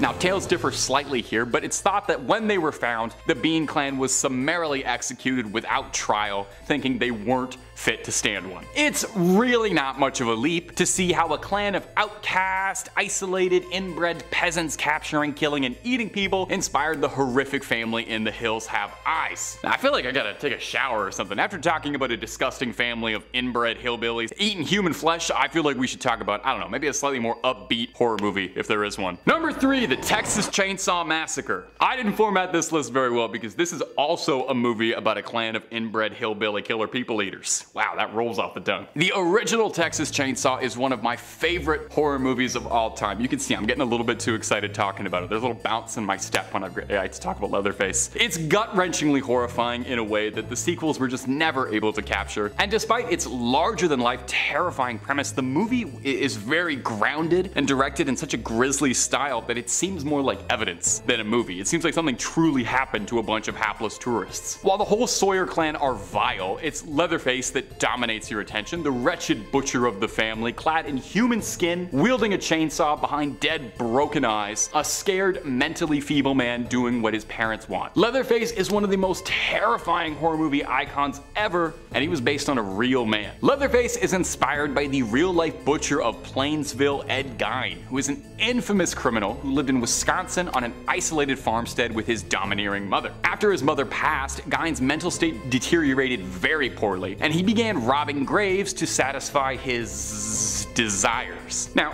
Gein wasn't just a grave robber, he was a killer too, let's get that out of the way. He targeted women and he would use their remains to create horrific keepsakes. Gloves, masks, lampshades, clothing, all the things Leatherface and the Sawyer family decorate their home with, you could have found in Ed Gein's home. You can find pictures of these things, but I think I'm gonna give the editors a break. Throw a picture of a kitten or something up here, and if you're curious about it, you can search it on your own time. There are pictures out there. Perhaps most disgusting was his intent to create a woman's suit that he could climb inside of to wear another person's skin. And if that sounds familiar, it's not just Leatherface that Gein inspired. His horrific MO inspired Buffalo Bill from Silence of the Lambs and Norman Bates from Psycho, especially that relationship with a domineering mother. Authorities would discover Gein in 1957 and were shocked by the contents of his house. He was arrested and would spend the rest of his life in mental asylums and died in obscurity, but the legacy he left will shock people for decades after his passing. Number 2, Scream. Oh, if I had to pick like a favorite of all time horror movie, there's a good chance it'd be Scream. I know I literally just said it was Texas Chainsaw. Scream's awesome. It's a fun, clever subversion and satire of tired horror movie tropes. A horror movie in which the characters know they're in a horror movie. And it's just a great slasher with an instantly iconic bad guy. Ghostface was an overnight icon as one of the coolest horror villains. He looks great on a t-shirt. Now the Woodsboro Killer wasn't just inspired by his love of Michael Myers and Jason Voorhees, but by the real-life serial killer Danny Rawlings, known by his gruesome sobriquet, the Gainesville Ripper. Rowling was a delinquent living in Gainesville who had trouble keeping a job and had been arrested several times for robberies and once for stalking and peeping. Naughty naughty. In 1990, Rowling began a string of violent killings, exclusively against petite Caucasian college-aged brunettes. He would break into their homes, kill them, and defile their bodies. He would pose his victims in tableau and these like disgusting scenes in the hopes that the police would be shocked by what he had left for them. Most horrifyingly though, all of this happened in the span of a few days, shocking the college town. It wasn't until later when a killing in a different town of Shreveport gave authorities enough information to put together key details and evidence connecting Rowling to both crimes and apprehend him. He was arrested and put to death. On trial, he said his goal was superstardom and he wanted to be a celebrity like Ted Bundy. Screenwriter for Scream, Kevin Williamson, said that while hearing the news about the Gainesville Ripper, he looked around his house and noticed a window open in his home that he couldn't remember leaving open, instantly terrifying him and causing his imagination to run wild, thinking about a killer prowling around town on young college women seeking attention, treating it like a game. Now while Ghostface might be kind of a fun horror movie icon, the real criminal behind him is downright horrifying. Coming in at the #1 spot today is going to be Borderland, which is a kind of unknown horror movie from 2007. You might not have heard of it. I'll throw the IMDb synopsis right here real quick. On a trip to a Mexican border town, 3 college friends stumble upon a human sacrifice cult. That's a classic premise for a horror movie, right? Sounds really scary. Tourists on vacation? Well, you already knew it because of the context of this video. It was pulled from the headlines, based on a horrific string of killings and ritualistic human sacrifice perpetrated by a satanic cult. The film is inspired and based around Adolfo Jesus Constanza, a Cuban-American criminal who was involved in the trade and led a cult in the 1980s. He was born in 1962 and operated primarily in Mexico and claimed he was a practicer of black magic. Constanzo's cult, the Narco-Satanists, engaged in all manner of horrific criminal activity, obviously including smuggling and human sacrifice. They believed that these rituals would grant them success and luck in their enterprises. Mark Kilroy was an American college student who on spring break was tragically abducted by this cult and subjected to unimaginable suffering for his brutal death. Kilroy was in the wrong place at the wrong time with a group of friends traveling to Matamoros, a border town across from Brownsville, Texas. Now Mark was young and athletic, which made him appealing to the cult that was seeking out these traits for their sacrifices. He was captured, taken to a remote ranch, killed ritualistically, and discovered in a mass grave alongside other victims. The case was shocking, and it's this horrific glimpse into the darkest recesses of reality that inspired the film Borderland, reminding us sometimes that we really can't write anything scarier than what humans get up to on their own. Kicking us off in 5th place, we have the Creatures of Utah Lake. Allegedly around 14 feet deep, the lake has been home to many a mysterious drowning or disappearance over the years, with numerous planes and boats rumored to be littering its depths. The Creature of Utah's Bear Lake is the most well-known tale of the local unknown water cryptids. The local surrounding Native American tribes, Shoshone, Ute, and Bannock, were the first to speak about this creature. It was described as a giant serpent, or dragon-like beast, that would capture and carry away any and all that dare swim in the lake. Okay, I won't swim there. In the early 1860s, Mormon settlers began to see these creatures. S.M. Johnson claimed to have seen something akin to a downed carcass floating in the water. He described it as having cluster-like ears the size of teacups, and it could spurt geysers of water from its nose. So a weird-looking whale? I'm trying to picture it. You let me know in the comments if you can picture that. He believed that it must have been of enormous size because it didn't drift to the shore, so its legs must have been embedded in the muddy bottom of the lake. Most of the sightings of this creature describe it as a kind of dragon, or freakish, alligator-like beast. In the year 2000, James Chase noticed something strange swimming in the lake near Pelican Point, around 40 yards from where he was, so a little distance away. He claimed to have seen something that was a little larger than a barrel drum in width, surfaced to the top of the water like a whale, and then submerged again. James said it was shimmering silver in color with large yellow stripes running vertically along its midsection. Now, James is a Hawaiian transplant and had encountered many different forms of ocean life, but he said he had never seen anything like this. Next up, we have water babies. That was my nickname as a kid. Apparently they're something to fear, and are also known as water kelpies or merfolk. The local water babies originate from the Native American Ute telling and can be found all over the world and fall into the category of undine, which is a fairy water species. Hey, I love fairies. And mermaids. Apparently they can be very dangerous if you disregard or disrespect them, but doesn't that apply to most things? Oh, so you know when you're walking by the shore and you hear the distant crying of babies? Yep, this is what you hear. Now most people will only hear them, because if you see them, I hate to break it to you, but probably too late for you. Many a boater has come upon what looked like floating reeds or lakeweed, but in actuality, it's the hair of the water baby just floating at the surface, and just below it, this water baby hides, waiting for the unsuspecting fisherman to fall into its trap. Okay, good to know if I ever randomly decide to take up fishing. Probably not gonna happen. I've done it like once in my lifetime. In fourth place, we have modern mummification. Yes, I'll back it up with some context first. I'm not evil. This is one of two scary religions I'll be discussing today. And while they're not necessarily on the traumatizing level of scary, it definitely falls under unsettling for, well, me at least. Back in 1975, Claude Corky Noel claimed to have had an encounter with highly intelligent beings he called Summa individuals, who revealed to him the true nature of the universe. Corky promptly changed his legal name to Samum Bonum Amon Ra, Corky Ra for short, and founded the Samum religion. Its name is a play on the Latin word summus, meaning highest, and the religion is based out of Salt Lake City.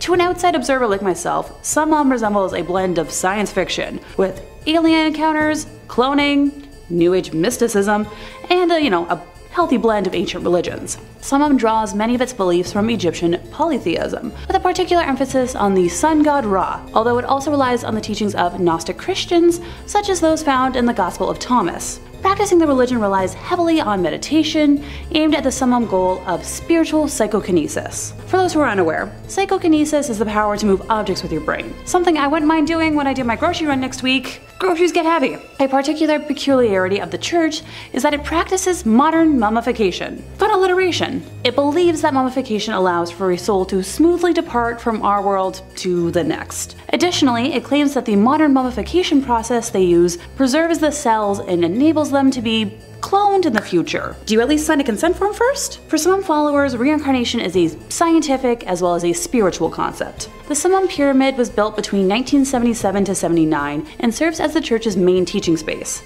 meditation hall, and provider of modern mummification. Yeah, try saying that 5 times fast. Their pyramid, like their religion, is sealed except to the open mind. Whatever the heck that means. Here's something to chew on. The pyramid itself, which incorporates, the divine proportions into its measurements, is not zoned as a church, but take a wild guess. You're not gonna get this.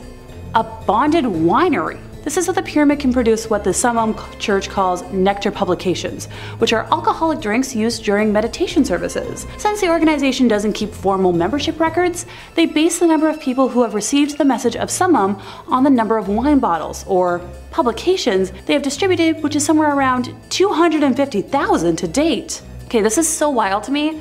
seeing as Utah is one of the driest states out there. To make ends meet, the Summum Church offers mummification services to non-Summum members for those who yearn for something more. It offers this service to both humans and pets alike. Prices range from $67,000 for a person to as low as $4,000 for a pet under 15 pounds. All I can think about right now is like that one episode of Criminal Minds where they unsub mummified people while they were still alive, and I kinda hate my brain for it. In third place, we have the legend of Old Main. As the legend goes, Virginia Loomis had her life ended in the late 1800s, and her body was discovered on the boulder used to make many of the bricks to construct the Cedar City building in 1898. It's said that some of the bricks contain her red bodily fluids, with one of them being occasionally on display at Southern Utah University. The supposed killer, Stephen Farr, later in life was hired as a janitor at the university, where revenge was served. On his first day of work, he was lighting the old coal furnace in Old Main's basement when something caused the furnace door to slam shut on his arm. Stephen burned to death, unable to wrench free, becoming the human torch that burned Old Main to the ground in 1948. It's said the ghost of Virginia was seen laughing in the flames,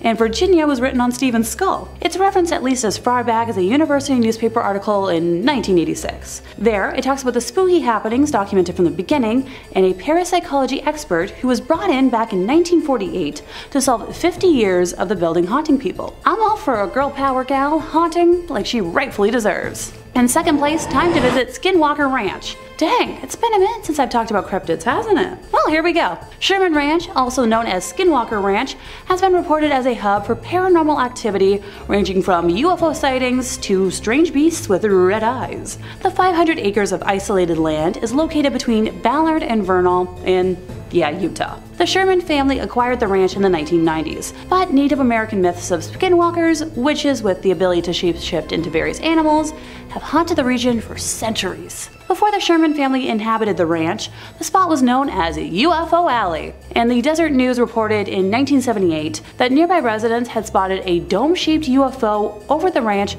that was surrounded by a glowing green light. Now, the supernatural activity didn't end when the Sherman family inhabited the ranch. The family reported doorways of light appearing in the mid-air, cattle that vanished, animals mutilated on the property, crop circle-like patterns in the surrounding fields, unidentified flying objects or orbs, and invisible objects emitting destructive magnetic fields. While investigating the disappearance of cattle, one man reportedly saw a large beast, like a wolf but larger, and cattle near the ranch. The man fired a tiny kaboom at the creature that hit its intended target, but the creature didn't slow down and appeared to escape unscathed. Well, if I ever find myself in Utah for some weird reason, I know where to visit. In first place, we have the Kingston Group Cult. This is sadly the one entry on today's list that's more horrifying from icky stuff instead of, spooky stuff. So if you want to jump over to the conclusion for ooky spooky creepy instead of yikes, feel free to do so now. I'll meet you there. For those who feel like they can endure listening to this, here goes. In 2022, the Kingston Group was on the receiving end of a lawsuit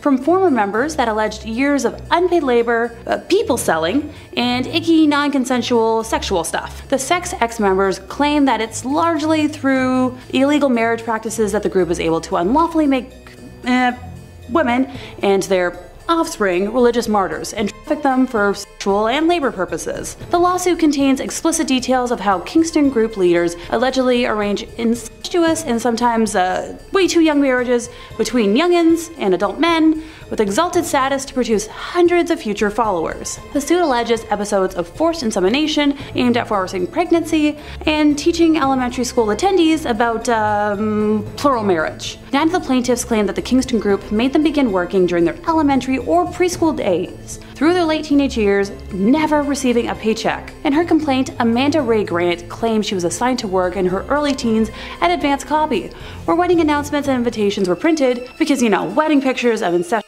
or plural marriages can't be printed at Walmart. Another plaintiff, Jeremy Roberts, says he started working 4 hours a day, year-round, at a farm run by the Order when he was in the higher single digits of age, and by the time he was in the lower double digits, he was working 12-hour shifts at a mine that the Order ran. While the Kingston Group, founded in 1935, is not affiliated with the infamous FLDS, members practice a fundamentalist version of Mormonism that involves, Polygamy. Members are primarily born into the organization, whose leader, Paul Eden Kingston, is known as the Man in the Watchtower. The lawsuit explains how the birth certificates of multiple plaintiffs failed to list their biological fathers, so those men could escape the legal consequences inherent to having multiple, often too young, wives. Two of the plaintiffs share the same father, Jesse Orville Kingston. The suit alleges Kingston family members tried to preserve their lineage purity by marrying and procreating with other, Kingstons. Jesse Orville Kingston is not listed on either birth certificate, according to the lawsuit, which additionally accuses him of fathering more than 300 offspring with 14 wives.